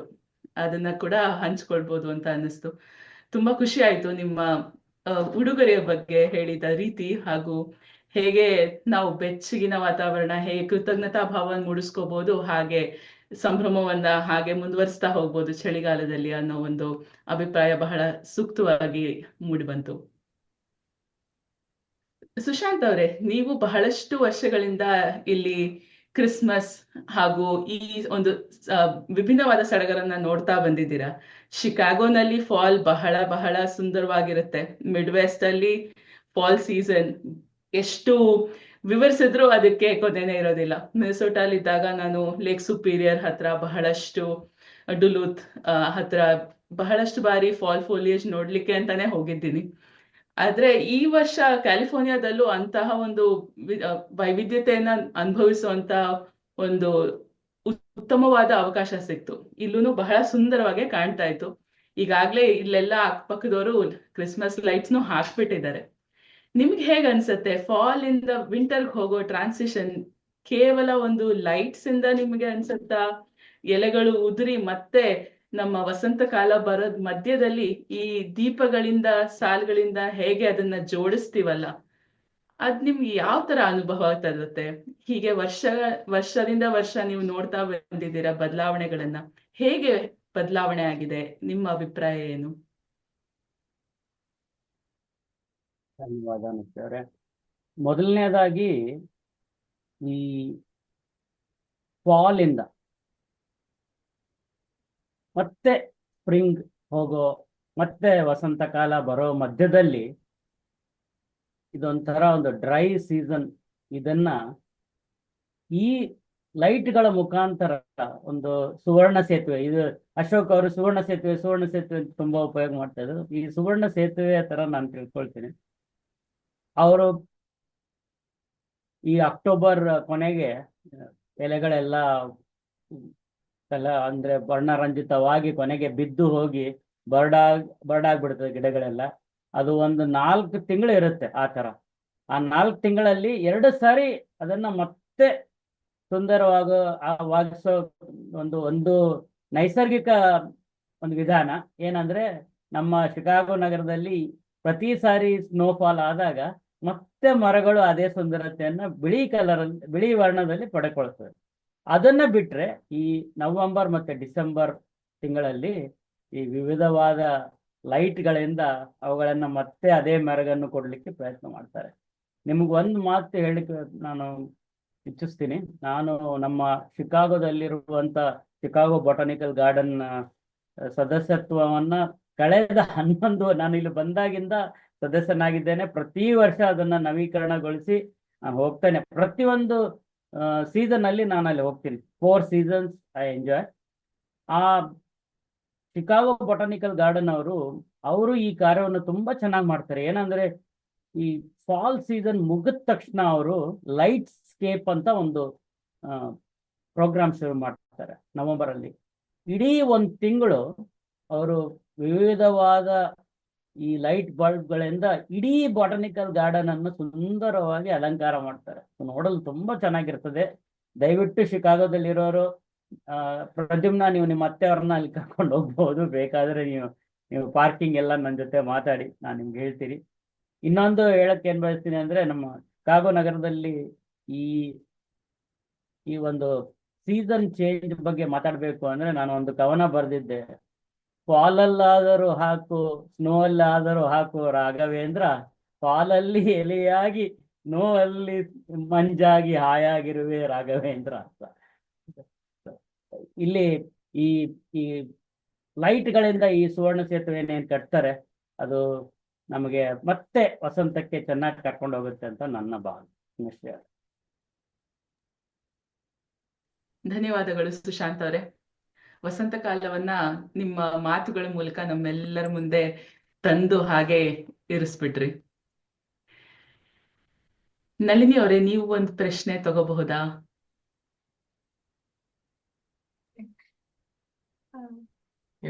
ಕೇಳಿ. ಹಾ, ಆಯ್ತು. ನೀವು ಅಮೆರಿಕಾದಲ್ಲಿ ಮುಂಚೆ ಕ್ರಿಸ್ಮಸ್ನ ಅನುಭವ ನೋಡಿದ್ದೀರಾ, ಅಥವಾ ಬಹಳಷ್ಟು ಈ ತರ ಬಗ್ಗೆ ಕೇಳಿದ್ದೀರಾ ಪ್ರದ್ಯುಮ್ನ ಅವರಿಂದ ಅಥವಾ ನಿಮ್ಮ ಮಗಳ ಮೂಲಕ, ಅಥವಾ ಅದ್ಯಾವುದು ನಿಮಗೆ ಈಗ ಹೊಸ ಅನುಭವ ಆಗಿರ್ಬೋದು? ನೋಡೋಣ, ಮುಂದಿನ ಬಾರಿ ನೀವು ವಾಪಸ್ ಬಂದಾಗ ಹೇಗೆ ನಿಮ್ಗೆ ಬೆಳಕು ಹಬ್ಬ ಖುಷಿ ತಂತು ಅಂತ ನೀವು ನಮ್ಮ ಜೊತೆ ಹಂಚ್ಕೋಬಹುದು. ಆದ್ರೆ ಅದಕ್ ಮುಂಚೆ ನಿಮ್ಮ ಮನೆಯ ದೀಪಾವಳಿಯ ಅಥವಾ ಯಾವ್ದಾದ್ರು ಮುಖ್ಯ ಹಬ್ಬದ ಸಡಗರ, ಸಂಭ್ರಮ, ಅದ್ರ ಬಗ್ಗೆ ನಮ್ಗೆ ಸ್ವಲ್ಪ ತಿಳಿ ಹೇಳ್ಬೋದಾ? ಈ ಕ್ರಿಸ್ಮಸ್ಸು, ಈ ಫಾಲು, ಈ US ಎಲ್ಲ ನನಗೆ ಹೊಸ್ತು. ಇದು ನನಗೆ ಅಪ್ರಸ್ತುತ ಅನ್ಬೋದು. ನನಗೇನು ಗೊತ್ತಿಲ್ಲ ಇದ್ರ ಬಗ್ಗೆ. ಮತ್ತೆ ಇಂಡಿಯಾದಲ್ಲೂ ನಾವಿರೋ ಏರಿಯಾದಲ್ಲಿ ಅಷ್ಟೊಂದು ಈ ಹಬ್ಬದ ಇದು ಕಡಿಮೆ ಆಚರಣೆ. ಸೊ ಫ್ರೆಂಡ್ಸ್ ಕೂಡ ಸ್ವಲ್ಪ ಕಡಿಮೆನೆ ನನಗೆ. ಹಾಗಾಗಿ ಇದು ಕ್ರಿಸ್ಮಸ್ ಇದೆಲ್ಲ ಗೊತ್ತಿಲ್ಲ. ಮತ್ತೆ ನಮ್ಮ ಮನೆ ಹಬ್ಬ ಅಂತಂದ್ರೆ, ನಮ್ಮ ಮನೆಯಲ್ಲಿ ತುಂಬಾ ಸಡಗರದಿಂದ ಮಾಡೋ ಹಬ್ಬ ಅಂದ್ರೆ ಗೌರಿ ಗಣೇಶ. ಅದು ನಮ್ಗೆ ಸ್ವಲ್ಪ ಒಂದು ವಾರ, ಒಂದು ತಿಂಗಳಿನ ಪ್ರಿಪ್ರೇಷನ್ ಇರುತ್ತೆ ನಮಗೆ. ಸೊ ಅದೊಂದು ತುಂಬಾ ಇದಾಗಿ ಮಾಡ್ತೀವಿ. ಆ ಗೌರಿ ಹಬ್ಬಕ್ಕೆ ನಾವು ಹತ್ತಿ ಸಾಮಾನುಗಳು ಮಾಡ್ತೀವಿ. ಆಮೇಲೆ ಗಣಪತಿ ನೈವೇದ್ಯಗಳು, 1 ವೀಕಿಂದ ಸ್ವಲ್ಪ ಬೇರೆ ಬೇರೆ ತರದ್ದು ತಿಂಡಿಗಳು ಮಾಡಿಟ್ಕೊಳ್ಳೋದು. ಮತ್ತೆ 2 ದಿನ ಹಬ್ಬ ಇರುತ್ತಲ್ಲ, ಹಾಗಾಗಿ ಪ್ರಿಪ್ರೇಷನ್ಸ್ ಜಾಸ್ತಿ ಇರುತ್ತೆ. ಸೊ ಅದೊಂದು ನಮ್ಮ ದೊಡ್ಡ ಹಬ್ಬ. ಧನ್ಯವಾದಗಳು ನಳಿನಿ ಅವರೇ. ಹೀಗೆ ಮನೆ ಹತ್ರ ಹೋಗಿ, ನಮ್ಮ ಮನೆಯಲ್ಲಿ ಮುಂಚೆ ವರ್ಷಾನ್ಗಟ್ಲೆಯಿಂದ ನಡ್ಕೊಂಡ್ ಬರ್ತಿದ್ದ ಗೌರಿ ಗಣೇಶ ಹಬ್ಬ, ಗೌರಿ ಹಬ್ಬಕ್ಕೆ ನಾವು ಮಾಡ್ತಿದ್ದ ಗೆಜ್ಜೆ ವಸ್ತ್ರದಿಂದ ಹಿಡಿದು ಗಣೇಶ ಹಬ್ಬಕ್ಕೆ ಮಾಡ್ತಿದ್ದ ತಿಂಡಿ, ಗೌರಿ ಹಬ್ಬ ಮುಗಿದ್ಮೇಲೆ ಗಣೇಶ ಹಬ್ಬಕ್ಕೆ ಅಪ್ಪಂಗ್ ತಯಾರಿ ಮಾಡ್ಕೊಳ್ಳೋದಕ್ಕೆ ಎಲ್ಲ ಏನೇನ್ ಬೇಕು ಅಂತ ಸಂಜೆಯಿಂದ ಶುರು ಮಾಡಿ ಕಟ್ಟೋದು. ಬಹಳಷ್ಟು ಆ ಒಂದು ವರ್ಣರಂಜಿತವಾದ ಸಡಗರನ ನಮ್ಮ ಮುಂದೆ ತಂದ್ಕೊಟ್ಟಿದ್ದಕ್ಕೆ, ಕಟ್ಕೊಟ್ಟಿದ್ದಕ್ಕೆ ಧನ್ಯವಾದಗಳು ನಳಿನಿ ಅವರೇ. ಅಶೋಕ್ ಅವರೇ, ನೀವು ಭಾರತದಲ್ಲಿ ಬಹಳಷ್ಟು ಹಬ್ಬಗಳನ್ನ ಆಚರಿಸಿದ್ದೀರಾ, ಹಾಗೆ ಅದೇ ಹಬ್ಬಗಳನ್ನ ಅಮೆರಿಕಾದಲ್ಲೂ ಆಚರಿಸಿದ್ದೀರಾ. ಹೀಗೆ ಬಹಳಷ್ಟು ಸಂಘ ಸಂಸ್ಥೆಗಳ ಮೂಲಕ ಹಬ್ಬಗಳ ಆಚರಣೆ, ಕ್ರಿಸ್ಮಸ್ ಆಗಿರಬಹುದು ಅಥವಾ ನಮ್ಮ ಭಾರತೀಯ ಹಬ್ಬಗಳಾಗಿರ್ಬೋದು. ನಿಮ್ಗೇನ್ ಅನ್ಸುತ್ತೆ, ನಾವು ಭಾರತೀಯರು ಭಾರತೀಯ ಹಬ್ಬಗಳನ್ನ ಆಚರಿಸೋದ್ರಲ್ಲಿ ಜಾಸ್ತಿ ಸಂತೃಪ್ತಿಯನ್ನ ಪಡ್ಕೊಂತೀವ, ಅಥವಾ ಇಲ್ಲಿ ಬಂದು ಇಲ್ಲಿ ಬೇರೆ ಹಬ್ಬಗಳ ಒಂದು ಸಂಭ್ರಮ ನೋಡಿ ಅದರ ಮಧ್ಯ ನಾವು ಒಂದ್ ಸ್ವಲ್ಪ ಖುಷಿನ ಅದರಿಂದಾನೂ ಪಡ್ಕೊಂತೀವಿ? ಹೇಗೆ ಅನ್ಸುತ್ತೆ ನಿಮ್ಗೆ, ಯಾವುದು ಪ್ರಸ್ತುತ, ಯಾವುದು ನಮಗೆ, ಹೇಗೆ ನಾವು ಅದನ್ನ ಅಳವಡಿಸ್ಕೋಬಹುದು? ನಿಮ್ಮ ಅಭಿಪ್ರಾಯ ಏನು? ಧನ್ಯವಾದಗಳ್ರಿ ಆಶುಭಾಷಣ ನಿರ್ವಾಹಕರ. ನೀವು ಬಹಳ ಚಂದ ಪ್ರಶ್ನೆ ಕೇಳಿದ್ರಿ ನನಗೆ.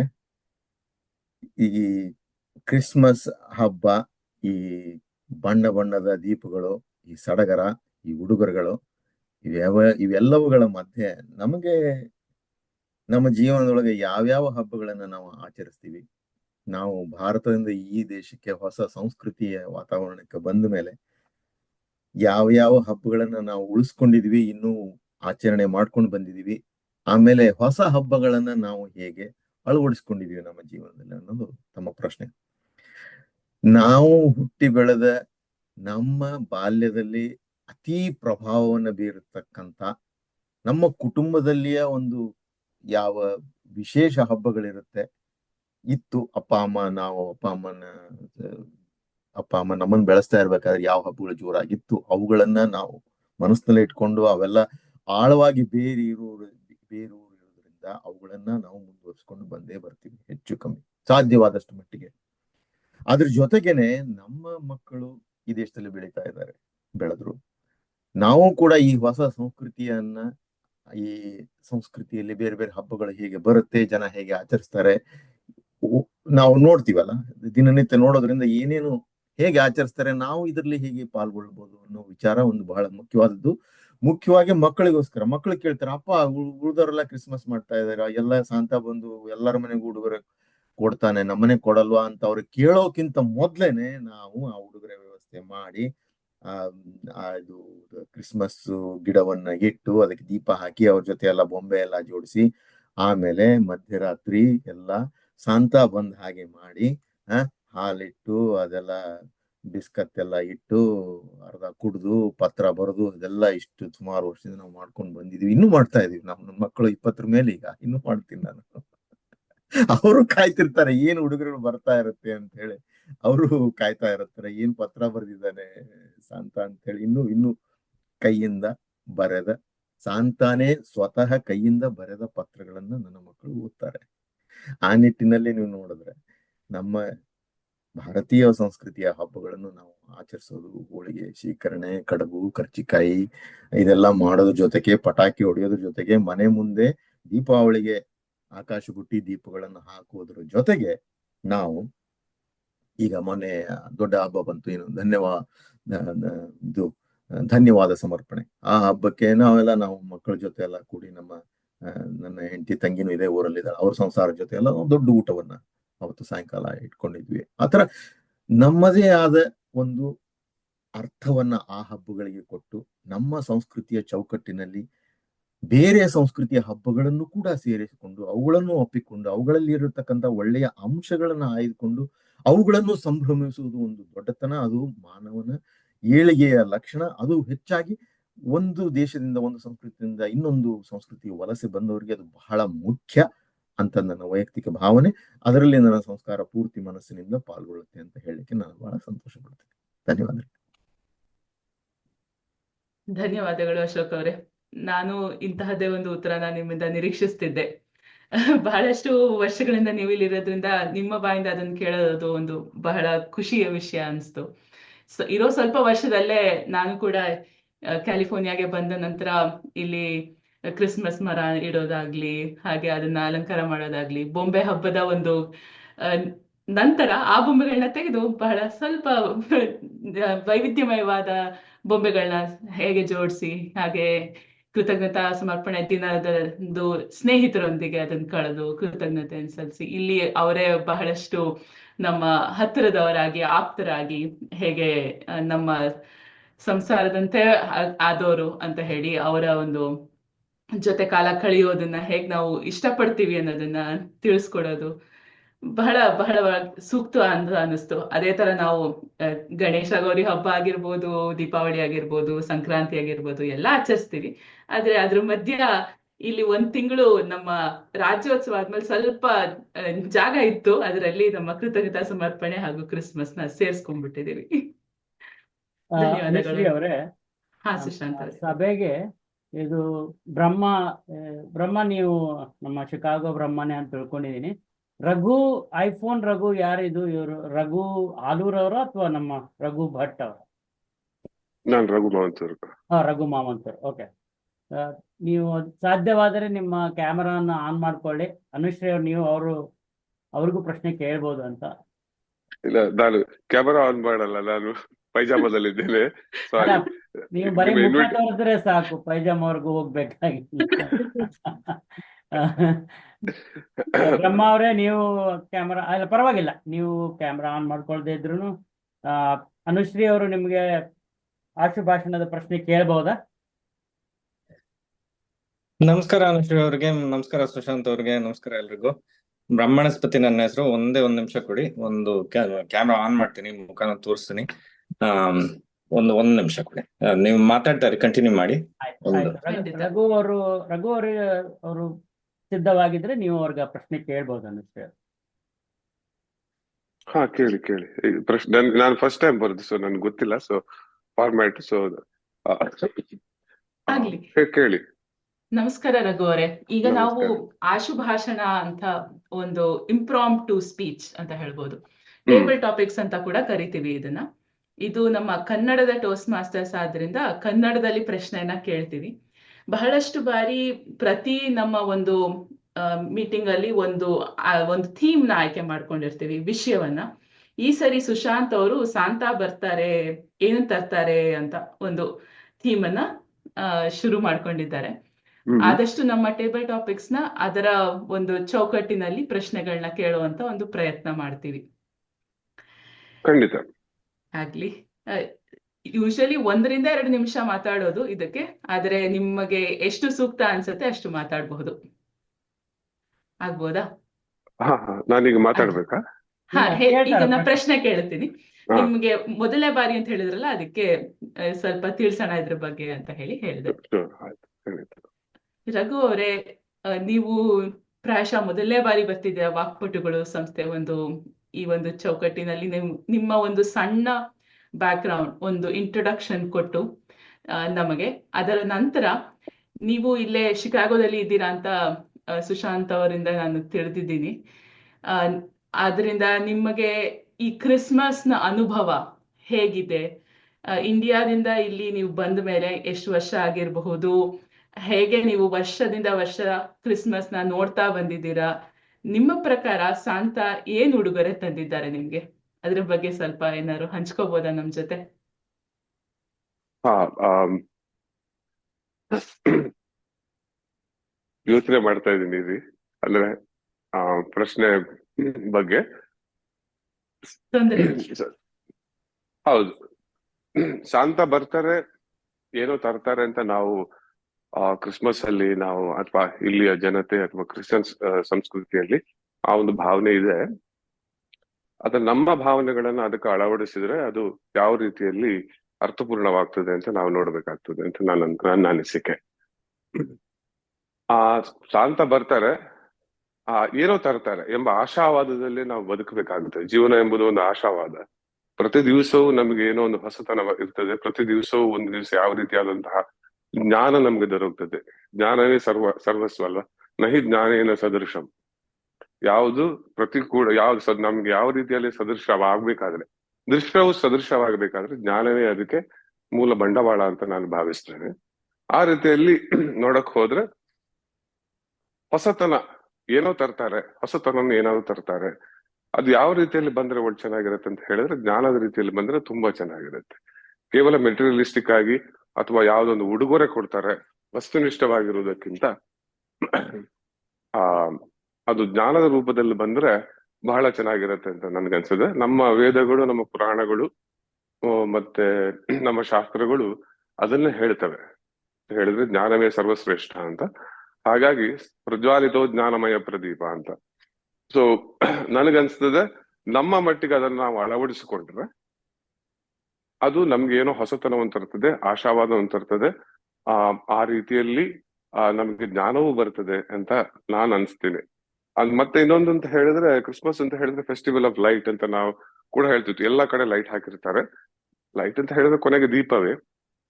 ದೀಪವು ಕೂಡ ಜ್ಞಾನದ ಪ್ರತೀಕವೇ ಅಂತ ನಾನು ಭಾವಿಸ್ತೇನೆ. ಏನೋ ತರ್ತಾರ ಅಂತ ಹೇಳಿದ್ರೆ ಅದು ನಮ್ಗೆ ಜ್ಞಾನ ರೂಪದಲ್ಲಿ ಬಂದ್ರೆ ತುಂಬಾ ಒಳ್ಳೆಯದು. ಅದು ನಮ್ಮ ಮತ್ತೆ ಜನರೇಷನ್ಸ್, ನಮ್ಮ ಪೀಳಿಗೆಗೂ ಕೂಡ ಅದು ಮುಂದುವರಿತದ ಜ್ಞಾನ ಅಂತ ನಾನು ಭಾವಿಸ್ತೇನೆ. ತುಂಬಾ ಸೀರಿಯಸ್ ಆಗಿ ಆನ್ಸರ್ ಮಾಡಿದ್ನ? ಯಾಕೆ ನಾನು ಸಡನ್ ಆಗಿ ಬಂತು. ತೊಂದ್ರೆ ಇಲ್ಲ ರಘು ಅವರೇ, ತೊಂದ್ರೆ ಇಲ್ಲ. ನಮ್ಗೆ ಭಗವದ್ಗೀತೆ ಒಂದು ಸಣ್ಣ ನಿದರ್ಶನವನ್ನ ಕೂಡ ಕೊಟ್ರಿ. ನಹಿ ಜ್ಞಾನೇನ ಸದೃಶಂ ಪವಿತ್ರಂ ಹಿ ವಿದ್ಯತೆ ಅಂತ. ಸೂಕ್ತವಾಗಿ ಜ್ಞಾನದ ಬಗ್ಗೆ, ಹಾಗೆ ಇದನ್ನ ಎಂಥ ಆಚರಣೆ ಆದ್ರೂ ನಮ್ಮ ಮುಂದಿನ ಪೀಳಿಗೆಗೆ ಬಳುವಳಿಯಾಗಿ ಹೇಗೆ ಕೊಡಬಹುದು, ಹೇಗೆ ಜ್ಞಾನದ ಮೂಲಕ ಜ್ಞಾನಾರ್ಜನೆಯನ್ನ ಮಾಡಬಹುದು ಅನ್ನೋ ಒಂದು ನಿಟ್ಟಿನಲ್ಲಿ ನಿಮ್ಮ ಉತ್ತರ ಆಯ್ತು. ಬಹಳ ಚೆನ್ನಾಗಿ ಮೂಡಿ ಬಂತು. ಧನ್ಯವಾದಗಳು ರಘು ಅವರೇ. ಬ್ರಹ್ಮ ಅವರೇ, ನಮಸ್ಕಾರ. ನಮಸ್ಕಾರ ಅನುಶ್ರೀ ಅವರಿಗೆ, ನಮಸ್ಕಾರ ಎಲ್ರಿಗೂ. ನಮಸ್ಕಾರ. ಹಾಗೆ ನಿಮ್ಮದು ಒಂದು ಕಿರು ಪರಿಚಯ ಹೇಳಿ. ಈಗ ರಘು ಅವರು ಹೇಗೆ ಉಡುಗೊರೆಯ ಜ್ಞಾನದ ಬಗ್ಗೆ ಮಾತಾಡ್ತಾ ಬಂದಿದ್ದಾರೆ, ನಿಮ್ಮ ಅಭಿಪ್ರಾಯದಲ್ಲಿ ಈ ಜ್ಞಾನಾರ್ಜನೆಯ ಬಗ್ಗೆ ಅಥವಾ ಹೇಗೆ ನಮ್ಮ ಸಂಭ್ರಮಗಳು ಸಡಗರಗಳು ನಮ್ಮ ಜ್ಞಾನ ವೃದ್ಧಿ ಆಗೋದಕ್ಕೆ, ಹಾಗೆ ನಮ್ಮ ಒಂದು ಅಭಿಪ್ರಾಯಗಳನ್ನ ಅನಿಸಿಕೆಗಳನ್ನ ನಮ್ಮ ಮುಂದಿನ ಪೀಳಿಗೆಗಳಿಗೆ ಕೊಡ್ತಾ ಹೋಗೋದಕ್ಕೆ, ಧಾರೆ ಎರೆಯೋದಕ್ಕೆ ಒಂದು ಅತ್ಯುತ್ತಮವಾದ ಮಾರ್ಗ ಅಂತ ಅನ್ಸ್ಬೋದಾ? ನಿಮ್ಮ ಅಭಿಪ್ರಾಯ ಏನು ಅದ್ರ ಬಗ್ಗೆ ಅಂತ ನಮ್ ಜೊತೆ ಹಂಚ್ಕೋತೀರಾ? ಖಂಡಿತ. ರಾಘವ್ ಅವರು ಹೇಳ್ದಷ್ಟು ಅಥವಾ ಸುಶಾಂತ್ ಅವರು ಅಥವಾ ಇವರು ಹೇಳ್ದಷ್ಟು, ಪ್ರದ್ಯುಮ್ನ ಅವರು ಹೇಳ್ದಷ್ಟು ಇಲ್ಲ ಹಾಕೊಂಟಾಗ ನನ್ಗೆ ಹೇಳಕ್ ಬಂದಿಲ್ಲ ಅಂದ್ರು ಈ ಸಾಂಗತ್ಯದಲ್ಲಿದ್ದಾನೆ. ಶಿಕಾಗೋ ಈ ವಲಯದಲ್ಲಿದ್ದು ಇವರ ಸಾಂಗತ್ಯದಲ್ಲಿದ್ದು ಅದು ಒಂದು 10 ವರ್ಷ ಆಯ್ತು. ಈಗ ಸುಮಾರು 10 ವರ್ಷದಿಂದ ಶಿಕಾಗೋ ನಗರದಲ್ಲಿದ್ದಾನೆ. ಅದ್ರ ಮೊದಲು ಸಿರ್ಸಿ ಅಂತ ಉತ್ತರ ಕನ್ನಡ ಜಿಲ್ಲೆಯಲ್ಲಿ ಹುಟ್ಟು ಬೆಳೆದಂತ ಮನುಷ್ಯ ನಾನು. ಅಲ್ಲಿಯೇ ಹೆಚ್ಚಾಗಿ ಎಜುಕೇಶನ್ ತಗೊಂಡು ಹೊರಗಡೆ ಬಂದು ಓದಿ ಮುಂದೆ ಇಲ್ಲಿ ಬರುವಂತ ಅವಕಾಶ ಆಯ್ತು. ಹಾಗಾಗಿ 10 ವರ್ಷದಿಂದ ಸುಮಾರು ಈ ಶಿಕಾಗೋ ನಗರದಲ್ಲಿದ್ದಾನೆ. ಇವರೆಲ್ಲ ಪರಿಚಯ ಒಂದು ವಿಶೇಷ. ನೀವು ಕೇಳಿದ ಪ್ರಶ್ನೆಗೆ ಹೋಗ್ಬೇಕು ಅಂತ ಹೇಳಿದ್ರೆ, ಸಂಸ್ಕೃತಿಯ ವಿಚಾರ, ಜ್ಞಾನಾರ್ಜನೆ ಇವೆಲ್ಲ ಅತ್ಯವಶ್ಯ. ನಮ್ಗೆ ಹಿಂದೂ ಧರ್ಮದಲ್ಲಿ ಹುಟ್ಟು ಬೆಳೆದಂತವರಿಗೆ ಇದು ಒಂದು ಜ್ಞಾನಾರ್ಜನೆ ಅನ್ನುವಂಥದ್ದು ಮೂಲದಲ್ಲಿ ಇರತ್ತೆ.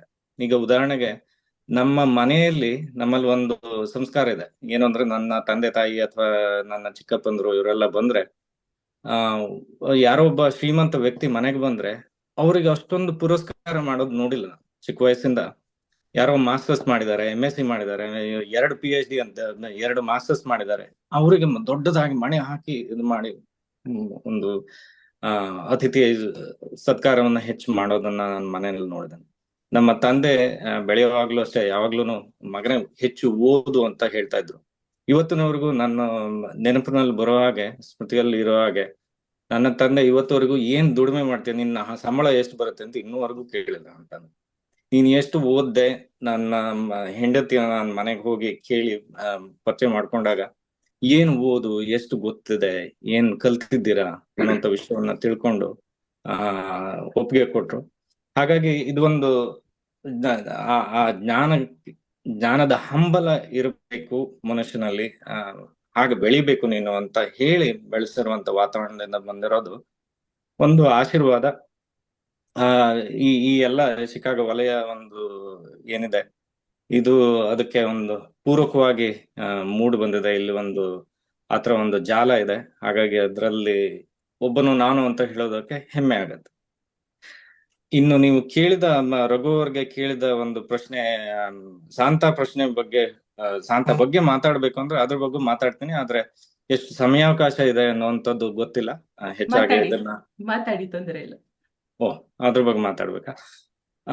ಶಾಂತ ಬಗ್ಗೆ ಗೊತ್ತೇ ಇರಲಿಲ್ಲ. ಯಾಕೆಂದ್ರೆ ಸಿರ್ಸಿ ಊರು ಅನ್ನುವಂಥದ್ದು ಬಹಳ ರಿಮೋಟ್ ಹಳ್ಳಿ ವಾತಾವರಣ ಹೆಚ್ಚು ನಮ್ಮ ಊರಲ್ಲಿ. ಏನು ಚರ್ಚ್ಗಳು, ಕೆಲವೊಂದು ಚರ್ಚ್ಗಳನ್ನ ನೋಡ್ತಾ ಇದ್ವಿ, ಕ್ರಿಶ್ಚಿಯನ್ ಮಿಷನರಿ ಸ್ಕೂಲ್ಗಳು, ಅಲ್ಲೇನೋ ಕಾನ್ವೆಂಟ್ ಸ್ಕೂಲ್ಗಳಲ್ಲಿ ಈ ತರ ಓದಿಸ್ತಾರಂತೆ. ಅಥವಾ ಶಾಂತ ಅನ್ನುವಂಥದ್ದು ಸುಮಾರು ಹೈಸ್ಕೂಲ್ ಬರೋವರೆಗೂ ನನಗೆ ಹೆಚ್ಚಾಗಿ ಆ ಶಾಂತ ಕ್ಯಾರೆಕ್ಟರ್ ಪರಿಚಯನೇ ಇರಲಿಲ್ಲ. ಹೀಗಾದ್ರೆ ಮಕ್ಕಳಿಗೆ ರೈಮ್ಗಳಲ್ಲಿ ಶಾಂತ ಬಂದೇ ಬರ್ತಾನೆ, ಅದು ಬರುತ್ತೆ. ಹಾಗಾಗಿ ನನಗೆ ಶಾಂತನ ಪರಿಚಯ ಇಲ್ವೇ ಇಲ್ಲ. ಎಷ್ಟೋ ವರ್ಷದವರೆಗೂ ಆ ಶಾಂತ ಪರಿಚಯ ಇಲ್ಲ. ಹಾಗಂತ ಮನೆ ಬೆಳೆಯುವ ಪರಿಸರದಲ್ಲಿ ಯಾವುದೇ ಬೇರೆ ಒಂದು ಸಂಸ್ಕೃತಿಗಳಿಗೆ ತಿರಸ್ಕಾರ ಇರಲಿಲ್ಲ. ನನ್ನ ತಂದೆ ಆಯುರ್ವೇದ ಡಾಕ್ಟ್ರು. ಅವರು ಮುಸ್ಲಿಂ ಪೇಷಂಟ್ಸ್ ಬಂದ್ರು ಅಷ್ಟೇ ಅವರ ಸೇವೆಯನ್ನು ಮಾಡೋರು. ಕ್ರಿಶ್ಚಿಯನ್ ಪೇಷಂಟ್ಸ್ ಬಂದ್ರು, ಕೊಂಕಣಿಯವರು ಬಂದ್ರು ಅದೇ ದೃಷ್ಟಿಯಲ್ಲೇ ಒಂದು ಸೇವೆಯನ್ನು ಮಾಡ್ತಾ ಇದ್ದವರು. ಹಾಗಾಗಿ ಹುಟ್ಟಿನ ಬೆಳಿತಾ ಯಾರೋ ಒಂದು ಕ್ರಿಶ್ಚಿಯನ್ ಫ್ರೆಂಡ್ ಆದ ಅಥವಾ ಒಬ್ಬ ಮುಸ್ಲಿಂ ಫ್ರೆಂಡ್ ಆದ ಅಂದ್ರೆ ಅದ್ರಲ್ಲಿ ಏನೋ ವ್ಯತ್ಯಾಸ ಇರಲಿಲ್ಲ. ಆ ನಂತರ ಬರಕ್ ಶುರುವಾಯ್ತು. ಆನೆಸ್ಟ್ಲಿ ಸ್ವಲ್ಪ ದೊಡ್ಡವನಾದ್ಮೇಲೆ, ತಿಳುವಳಿಕೆ ಬಂದ ಮೇಲೆ, ಅದು ಎಸ್ಪೆಷಲಿ ಕ್ರಿಶ್ಚಿಯಾನಿಟಿ ಬಗ್ಗೆ ಗೊತ್ತಾದಾಗ, ಕ್ರಿಶ್ಚಿಯನ್ ಮಿಷನರಿ ಸ್ಕೂಲ್ಸ್ ಈ ತರದ್ದೆಲ್ಲ, ಶಾಂತ ಒಂದು ಕ್ಯಾರೆಕ್ಟರ್. ಆ ಶಾಂತ ಒಂದು ಹಬ್ಬ ಅಥವಾ ಗೋವಾಕ್ಕೆಲ್ಲ ಹೋಗಿದ್ದು. ಗೋವಾಕ್ ಹೋದಾಗ ಅದು ಸುಮಾರು ಕ್ರಿಸ್ಮಸ್ ಅಕ್ಕಪಕ್ಕ ಹೋಗುವಂತ ಒಂದು ಅವಕಾಶ ಬಂದಿತ್ತು. ಒಂದು ಸ್ಕೂಲ್ ಟ್ರಿಪ್ ಅಲ್ಲಿ ಹೋಗಿದ್ವಿ. ಹಾಗಾಗಿ ಅಲ್ಲಿ ಗೋವಾದ ವಾತಾವರಣದಲ್ಲಿ ಏನು ಇದಿರಲಿಲ್ಲ. ಆದ್ರೆ ಶಾಂತ ಕ್ಯಾರೆಕ್ಟರ್ ಹೆಚ್ಚು ಪರಿಚಯ ಆಗಿದ್ದು ಆ ಟೈಮಲ್ಲಿ. ಅಂದ್ರೆ ಶಾಂತ ಏನೋ ಒಂದು ಪ್ರೆಸೆಂಟ್ ಕೊಡ್ತಾನೆ, ಇದು ಬರುತ್ತೆ ಅನ್ನುವಂತ ಒಂದು ಪರಿಚಯ. ಆ ನಂತರ ಸಂಸ್ಕೃತಿಗಳ ಒಂದು ದ್ವಂದ್ವ ಅಂತ ಬರುತ್ತಲ್ಲ, ಅದು ಹೆಚ್ಚಾಗಿ ಅದು ಫಾಸ್ಟ್ ಫಾರ್ವರ್ಡ್ ಮಾಡಿ ಈಗಿನ ದಿನಕ್ಕೆ ಬರ್ತೇನೆ. ನನಗೆ 10 ವರ್ಷದ ಮಗ ಇದ್ದಾನೆ. ನಾನು ನನ್ನ ಹೆಂಡತಿ ಯಾವಾಗ್ಲೂ ಒಂದು ವೈಚಾರಿಕತೆಯಲ್ಲಿ ಯೋಚನೆ ಮಾಡೋದಿದೆ. ಏನು ಅಂದ್ರೆ, ನಮ್ಗೆ ಇಲ್ಲಿ ಬಂದಂತ ಹುಡುಗನಿಗೆ, ಇಲ್ಲಿ ಬೆಳೀತಾ ಇರುವಂತ ಹುಡುಗನಿಗೆ ಆ ಪರಿಚಯವನ್ನು ಮಾಡಿಸಬೇಕೆ ಮಾಡಿಸಬಾರದೆ ಅನ್ನುವಂತ ಒಂದು ಪ್ರಶ್ನೆ. ಹಾಗಾಗಿ ಈಗ ಸ್ಕೂಲ್ಗೆ, ಶಾಲೆಗೆ ಹೋಗ್ತಾನೆ, ಕೇಳ್ತಾನೆ. ಅಲ್ಲಿ ತಿಳ್ಕೊಂಡಂತ ವಿಷಯಗಳು, ಶಾಂತ ಎಲ್ರಿಗೂ ಗಿಫ್ಟ್ ಕೊಡ್ತಾರಂತೆ, ಅಥವಾ ಮಾಲ್ಗೆ ಹೋಗ್ತೀವಿ ನಾವು, ಅಲ್ಲೆಲ್ಲ ನೋಡ್ತಾನೆ. ಇದನ್ನ ಬಂದು ಮನೆಯಲ್ಲಿ ಪ್ರಶ್ನೆ ಮಾಡಿದಾಗ ಅವನಿಗೆ ತಿಳುವಳಿಕೆ ಬರುವಷ್ಟು ಮಟ್ಟಿಗೆ ಮಾತ್ರ ಮಾಡೋಣ ಅನ್ನುವಂಥದ್ದನ್ನ ನಾವು ಕ್ರಿಸ್ಮಸ್ ಮನೆಯಲ್ಲಿ ಕ್ರಿಸ್ಮಸ್ ಟ್ರೀನು ಇಟ್ಟು ಮಾಡಿರುವಂತದ್ದೇ. ಶಾಂತ ಬಂದು ಹೊಗೆ ಕಂಡಿಯಿಂದ ಬರ್ತಾನೆ, ಅಲ್ಲಿ ಬಂದು ಏನೋ ಒಂದು ಇದನ್ನ ಪ್ರೆಸೆಂಟ್ ಗಳನ್ನ ತಂದು ಕೊಡ್ತಾನೆ ಅನ್ನುವಂಥದ್ದನ್ನು ಕಲ್ಪನೆ ಕೊಟ್ಟು, ಈ ತರ ಒಂದು ಕಲ್ಪನೆಗೆ ಬರುವಂತದ್ದನ್ನ ಮಾಡಿದೇವಿ. 1-2 ವರ್ಷ ಮಾಡಿದೇವಿ.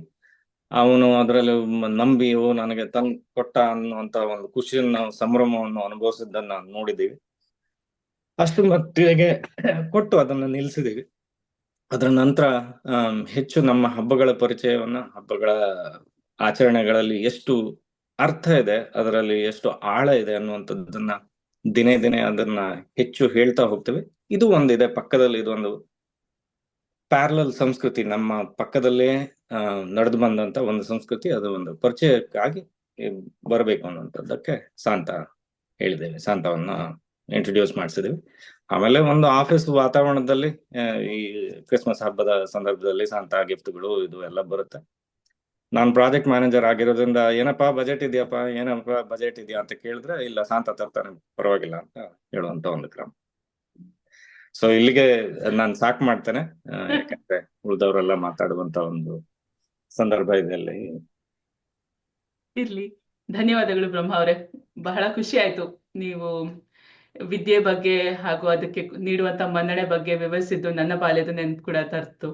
ವಿದ್ಯಾದದಾತಿ ವಿನಯಂ ವಿನಯಾಧ್ಯಾತಿ ಪಾತ್ರತಾಂ ಪಾತ್ರತ್ವಾತ್ ಧನಮಾಪ್ನೋತಿ ಧನಾತ್ ಧರ್ಮ ತತಃ ಸುಖಂ ಅಂತ ನೀವು ಹೇಳಿದ್ದು, ಅದಕ್ಕೆ ಅದರ ಒಂದು ಸುಂದರವಾದ ಉದಾಹರಣೆ ಮತ್ತು ವಿವರಣೆ ಅಂತ ಅನ್ನಿಸ್ತು ನನಗೆ.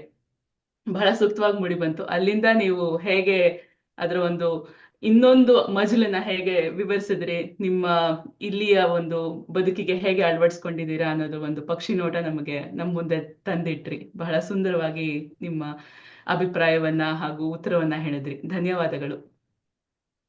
ಬಹಳ ಒಳ್ಳೆ ಸುಭಾಷಿತವನ್ನ ನೆನಪಿಸಿದ್ರಿ. ತುಂಬಾ ಚೆನ್ನಾಗಿ ಅದನ್ನ ಸಾಂದರ್ಭಿಕವಾಗಿ ಉಪಯೋಗಿಸಿದ್ರಿ ಕೂಡ. ಧನ್ಯವಾದಗಳು. ಧನ್ಯವಾದಗಳು. ಸುಶಾಂತ್ ಅವರೇ, ಒಂದ್ ಬಾರಿ ಎಲ್ಲರೂ ಹೋಗಿ ಆಯ್ತು, ಏನಂತೀರಾ? ಇನ್ನ 1-2 ಪ್ರಶ್ನೆ ಕೇಳೋಣವಾ, ಅಥವಾ ನಮ್ಮ ಪ್ರದ್ಯುಮ್ನ ಅವರಿಂದ ವಿಮರ್ಶೆಯನ್ನ ಕೇಳೋಣವಾ? 12:15 ನಮ್ಮ ಸಭೆ ಮುಗಿಯುತ್ತೆ.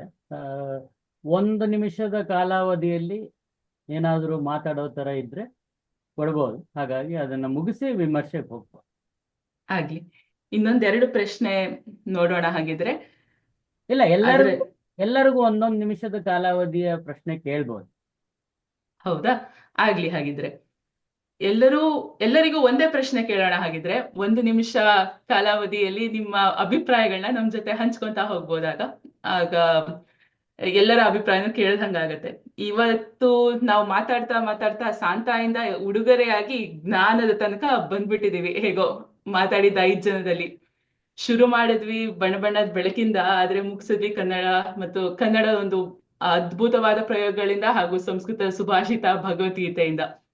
ಇದೆಲ್ಲದನ್ನ ನೋಡಿದಾಗ ನಿಮ್ಮ ಅಭಿಪ್ರಾಯದಲ್ಲಿ ನಾವು ಕನ್ನಡವನ್ನ, ಸಂಸ್ಕೃತವನ್ನ, ನಮ್ಮ ಸಂಸ್ಕೃತಿಯನ್ನ ಹೊರದೇಶದಲ್ಲೂ ಉಳಿಸ್ಕೊಂಡು ಬೆಳೆಸ್ಕೊಂಡು ಬರ್ತಾ ಇದೀವಿ. ಇದನ್ನ ಮುಂದಿನ ಪೀಳಿಗೆಗೂ ನಾವು ಕೊಡುವಂತಹ ಒಂದು ಪ್ರಯತ್ನವನ್ನ ಕೂಡ ಖಂಡಿತವಾಗಿ ಮಾಡ್ತಾ ಇದ್ದೀವಿ ಅಂತ ಅನ್ಕೊಂಡಿದೀನಿ. ಈ ನಿಟ್ಟಿನಲ್ಲಿ ಡಿಸೆಂಬರ್ ಆದ್ಮೇಲೆ ಮುಂದಿನ ವರ್ಷ ಕೂಡ ಬರ್ತಾ ಇದೆ. ಹೊಸ ವರ್ಷದಲ್ಲಿ ಯಾವ ಹೊಸ ಪ್ರಯತ್ನ ಮಾಡ್ಬೋದು ನಾವು ನಮ್ಮ ಕನ್ನಡವನ್ನ ಉಳಿಸಿ ಬೆಳೆಸೋದಕ್ಕೆ? ವಾಕ್ಪಟುಗಳಿಗೆ ಈ ಸಂಸ್ಥೆಗೆ ಖಂಡಿತವಾಗಿ ಎಲ್ಲಾ ಮೀಟಿಂಗು ಬಂದೇ ಬರ್ತೀವಿ ಅಂತ ಒಂದು ಪ್ರಾಮಿಸ್ ಮಾಡಿ, ಅದರಲ್ಲದೆ ಇನ್ನೇನನ್ನ ಮಾಡ್ಬೋದು ನಮ್ಮ ಜೀವನದಲ್ಲಿ ಕನ್ನಡವನ್ನ ಉಳಿಸಿ ಬೆಳೆಸೋದಕ್ಕೆ ಅಂತ ಪ್ರಶ್ನೆ. ಯಾರು ಉತ್ತರ ಕೊಡ್ತೀರಾ? ಒಬ್ಬೊಬ್ಬರಾಗಿ ನಿಮ್ಮ ಅಭಿಪ್ರಾಯವನ್ನ ಹೇಳ್ಬೋದಾ, ಹಂಚ್ಕೋಬೋದಾ ಅಂತ ನನ್ನ ಒಂದು ಆಶೆ. ನಾನೇ ಶುರು ಮಾಡ್ಬೇಕಾದ್ರೆ, ಬರುವ ವರ್ಷದಲ್ಲಿ ನನ್ನ ಕನ್ನಡ ಭಾಷೆ, ನನ್ನ ಜ್ಞಾನ ಇದರಲ್ಲಿ ನನಗೊಂದು ಕೊರತೆ ಕಂಡು ಬಂದಿದೆ. ಏನಂದ್ರೆ, ನಾನು ನನ್ನ ಜ್ಞಾನ ಬರೀ ಈ ರೀಲ್ಸ್ಗೆ ಸೀಮಿತವಾಗಿದೆ. ಯೂಟ್ಯೂಬ್ ರೀಲ್ಸು, ಫೇಸ್ಬುಕ್ ರೀಲಲ್ಲಿ ಓದಿ ಕಲಿತು, ಮತ್ತೆ ನಾನು ಕನ್ನಡ ಮೀಡಿಯಂ ಓದಿರೋದ್ರಿಂದ ಏನು ಜ್ಞಾನ ಇದೆ ಅದನ್ನೇ ಸುತ್ತಿ ಬಳಸಿ ಮತ್ತೆ ಅಲ್ಲಿಗೆ ತಂದು ಇಡೋ ತರ ಆಗಿದೆ. ಇದ್ರಿಗಿಂತ ಮುಂದೆ ಹೋಗೋಕ್ಕೊಂದು ಸಾಧ್ಯತೆ ಇದೆಯಾ? ಖಂಡಿತವಾಗಿದೆ. ಅದಕ್ಕೆ ಏನ್ ಮಾಡ್ಬೇಕು ಅದು ಗೊತ್ತಿದೆ. ಏನ್ ಮಾಡ್ಬೇಕು ಅಂದ್ರೆ ಪುಸ್ತಕಗಳನ್ನ ಓದ್ಬೇಕು. ಇಲ್ಲಿ ನಮ್ಮ ಕನ್ನಡ ಮಿತ್ರರು, ಇಲ್ಲಿ ಪ್ರದ್ಯುಮ್ನ ಆಗ್ಲಿ, ಬ್ರಹ್ಮ ಆಗ್ಲಿ, ನಮ್ಮ ರಘು ಆಗ್ಲಿ, ಎಲ್ಲರ ಹತ್ರ ಪುಸ್ತಕಗಳಿವೆ. ಆಮೇಲೆ ಆ ಪುಸ್ತಕಗಳಿಗೇನು ಕೊರತೆ ಇಲ್ಲ. ಚಿಕ್ಕ ಚಿಕ್ಕ ಪುಸ್ತಕ, ಈಗ ಒಂದು ಮೊನ್ನೆ ಜೋಗಿ ಮತ್ತೆ ಯಾರ್ದೋ ಒಂದು ಪುಸ್ತಕ, ಒಂದು 20 ಪೇಜಿಂದ ಅಲ್ಲಿಂದ ಶುರು ಮಾಡಿಕೊಂಡು ದೊಡ್ಡ ದೊಡ್ಡ ಪುಸ್ತಕಕ್ಕೆ ಹೋಗಿ, ಮುಂದಿನ ವರ್ಷ ನಾನು ಒಂದು ಭಾಷಣವನ್ನು ಮಾಡಿದಾಗ ಒಂದು ದೊಡ್ಡ ಕವಿಯ ಬಗ್ಗೆ ಮಾತು, ಅವ್ರು ಈ ತರ ಹೇಳಿದ್ರು ಈ ಪುಸ್ತಕದಲ್ಲಿ ಅಂತ ಹೇಳಿ ನಾನು ಒಂದು ಓದಿದ್ದೇನೆ ಅಂತ ತೋರಿಸಿಕೊಳ್ಳಬೇಕು ಅಂತ ಒಂದು ಪ್ರಯತ್ನ ಮಾಡಬೇಕು ಅಂತ ಇಟ್ಕೊಂಡಿದ್ದೀನಿ.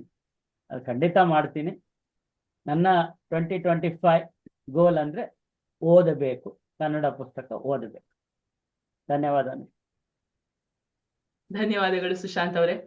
ಖಂಡಿತವಾಗಿ ಫೆಬ್ರವರಿ ಅಥವಾ ಮಾರ್ಚ್ ಅಲ್ಲಿ ಒಂದು ಮೀಟಿಂಗ್ ನಲ್ಲಿ ನಾವು ಪುಸ್ತಕಗಳ ಬಗ್ಗೆ ಅಥವಾ ಕವಿಗಳ ಬಗ್ಗೆ, ಸಾಹಿತಿಗಳ ಬಗ್ಗೆ ಒಂದು ಮೀಟಿಂಗ್ ನ ಆಚರಿಸಿ, ಎಲ್ಲರೂ ನಾವು ಓದಿದ್ದು ಅಥವಾ ತಿಳಿದು ಬಂದ ಒಂದು ವಿಷಯವನ್ನ ನಮ್ಮ ಎಲ್ಲರ ಬೇರೆಯವರೊಂದಿಗೆ ಹಂಚಿಕೊಳ್ಳುವಂತ ಒಂದು ಸೌಲಭ್ಯವನ್ನ ಮಾಡ್ಕೊಡೋಣ. ಅಶೋಕ್ ಅವರೇ, ಏನಂತೀರಾ?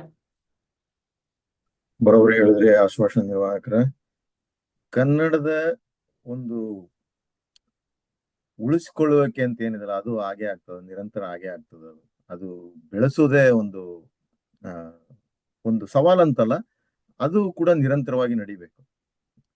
ಆ ನಿಟ್ಟಿನಲ್ಲಿ ಈ ಒಂದು ವರ್ಷದಿಂದ ಒಂದು ವರ್ಷಕ್ಕೆ, ಇನ್ನೊಂದು ವರ್ಷಕ್ಕೆ ಬಂದಾಗ ಹೊಸ ಯೋಜನೆಗಳು ಏನು ಅಂತಂದ್ರೆ, ಈಗ ಸುಶಾಂತ್ ಅವರು ಹೇಳಿದ್ರು ಪುಸ್ತಕಗಳನ್ನ ಓದ್ಬೇಕು.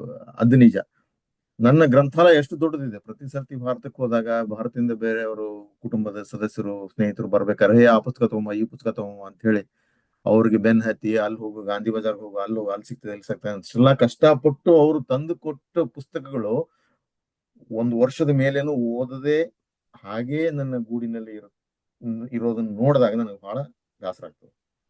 ನಾವು ನಿನ್ನೆ ಮಧ್ಯಾಹ್ನ ಒಬ್ರು ಸ್ನೇಹಿತರು, ಅವರು ನಿರ್ದೇಶಕರು, ಮುಂದಿನ ವರ್ಷ ಯಾವ ಕನ್ನಡ ನಾಟಕ ಮಾಡೋಣ ಅಂತೇಳಿ ಅವರು ಸ್ವಲ್ಪ ನಾಟಕಗಳನ್ನ ಓದೋನು ಬರ್ರಿ ಅಂತ ಕರೆದಿದ್ದು. ನಾವು ಒಂದಷ್ಟು ಜನ ಸೇರ್ಕೊಂಡಿದ್ವಿ. ಅವಾಗ ನೋಡಿದೆ, ಅಲ್ಲಿ ಕೆಳಗೆ ಕೂತ್ಕೊಂಡಿದ್ವಿ, ಮಧ್ಯೆ ಒಂದು ಪುಸ್ತಕದ ರಾಶಿ. ನಾನು ಒಂದೊಂದೇ ತಗೊಂಡ್ವಿ. ಈ ಪುಸ್ತಕ ನನ್ನ ಹತ್ರ ಇದೆ, ಇದು ನನ್ನ ಹತ್ರ ಇದೆ, ಈ ಕಾದಂಬರಿ ನನ್ನ ಹತ್ರ ಇದೆ, ಇಷ್ಟೆಲ್ಲ ನನ್ನ ಹತ್ರ ಇದೆಯಲ್ಲ, ನಾನು ಇದರಲ್ಲಿ ಒಂದು 5 ಆದ್ರೂ ಓದಿಲ್ಲಲ್ಲ ಅಂತ ನನಗೆ ಬಹಳ ಬೇಸರ ಆಗ್ತದೆ. ಅವ್ರ ಕಡೆಗೆ ನಾವು ಓದ್ಲಿಕ್ಕೆ ತಗೊಂಡಿದ್ದು ಯಾವ್ದು ಒಂದು ನಾಟಕ ಅಂತಂದ್ರೆ ಅದು ಒಂದು ಕಾದಂಬರಿಯ ರೂಪಾಂತರ. ಆ ಕಾದಂಬರಿ ನನ್ನ ಹತ್ರ ಇದೆ, ಮನೆ ಕೂತು ಧೂಳು ಹಿಡಿಲಿಕ್ಕತ್ತದು. ಅದು ಅದನ್ನ ಧೂಳು ಹಿಡಿಯುವಿಕೆಯನ್ನ ಕಡಿಮೆ ಮಾಡೋದು ಒಂದು ಮುಖ್ಯ ಕೆಲಸ ಅಂತ ನಾನು ಅನ್ಕೊಂಡಿದ್ದೀನಿ. 1. 2, ನಾನು ಧ್ವನಿ ಪುಸ್ತಕಗಳನ್ನ ಮಾಡ್ತೀನಿ. ನಾನು ಧ್ವನಿ ಕಲಾವಿದ. ಧ್ವನಿಯನ್ನ ಬಳಸಿ ಕನ್ನಡದ ಕಥೆಗಳನ್ನ, ಕಾದಂಬರಿಗಳನ್ನ ಧ್ವನಿ ಮುದ್ರಣ ಮಾಡಿ ಹಾಕೋದನ್ನ ಮಾಡ್ತಾನೆ ಇದ್ದೀನಿ.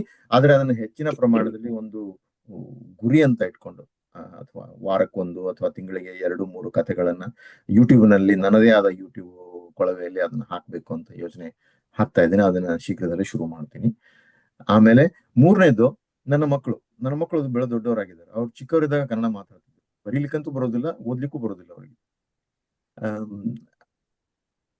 ಅವ್ರು ಕೂಡ ನಾವು ಕನ್ನಡದೊಳಗ ಮಾತಾಡ್ತೀವಿ, ಆದ್ರೂ ಕನ್ನಡದೊಳಗ ಅವ್ರ ಉತ್ತರ ಕೊಡೋದಿಲ್ಲ. ಇವರು ದೊಡ್ಡವರಾಗಿದ್ದಾರೆ, ಅವ್ರು ಕೆಲಸ ಮಾಡ್ತಾ ಇದ್ದಾರೆ. ಅವರಾಗೆ ಈಗ ಆಸಕ್ತಿ ಬಂದಿದೆ. ಅವರು ಈಗ ಪಾಠಗಳನ್ನ ತಗೋತಾ ಇದ್ದಾರೆ, ಕನ್ನಡದಲ್ಲಿ ಮಾತನಾಡುವುದು ಹೇಗೆ ಅಂತ ಹೇಳಿ ವ್ಯಾಕರಣ ಎಲ್ಲ ಕಲ್ತು. ಇದರಲ್ಲಿ ಬಾಲ್ಟಿಮೋರ್ ಅಲ್ಲಿ ಒಬ್ರು ಶಿಕ್ಷಕಿಯರು ಪಾಠ ನಡೆಸ್ತಾರೆ. ಅದು ವಾರಕ್ಕೆ 2 ಸರ್ತಿ ಅದು ಪಾಠಗಳು ನಡೆಯುತ್ತೆ. ಆಮೇಲೆ ಅವತ್ತು ಸಾಯಂಕಾಲ ನನ್ನ ಜೊತೆ ಝೂಮ್ ಅಲ್ಲಿ ಕಾರ್ಯಕ್ರಮ ಇಟ್ಕೋತಾರೆ. ಅಪ್ಪ ಹೀಗೆ ನಮಗೆ ಮನೆ ಕೆಲಸ ಕೊಟ್ಟಿದ್ದಾರೆ, ನಾವಿದನ್ನ ಕಲ್ತಿದೀವಿ.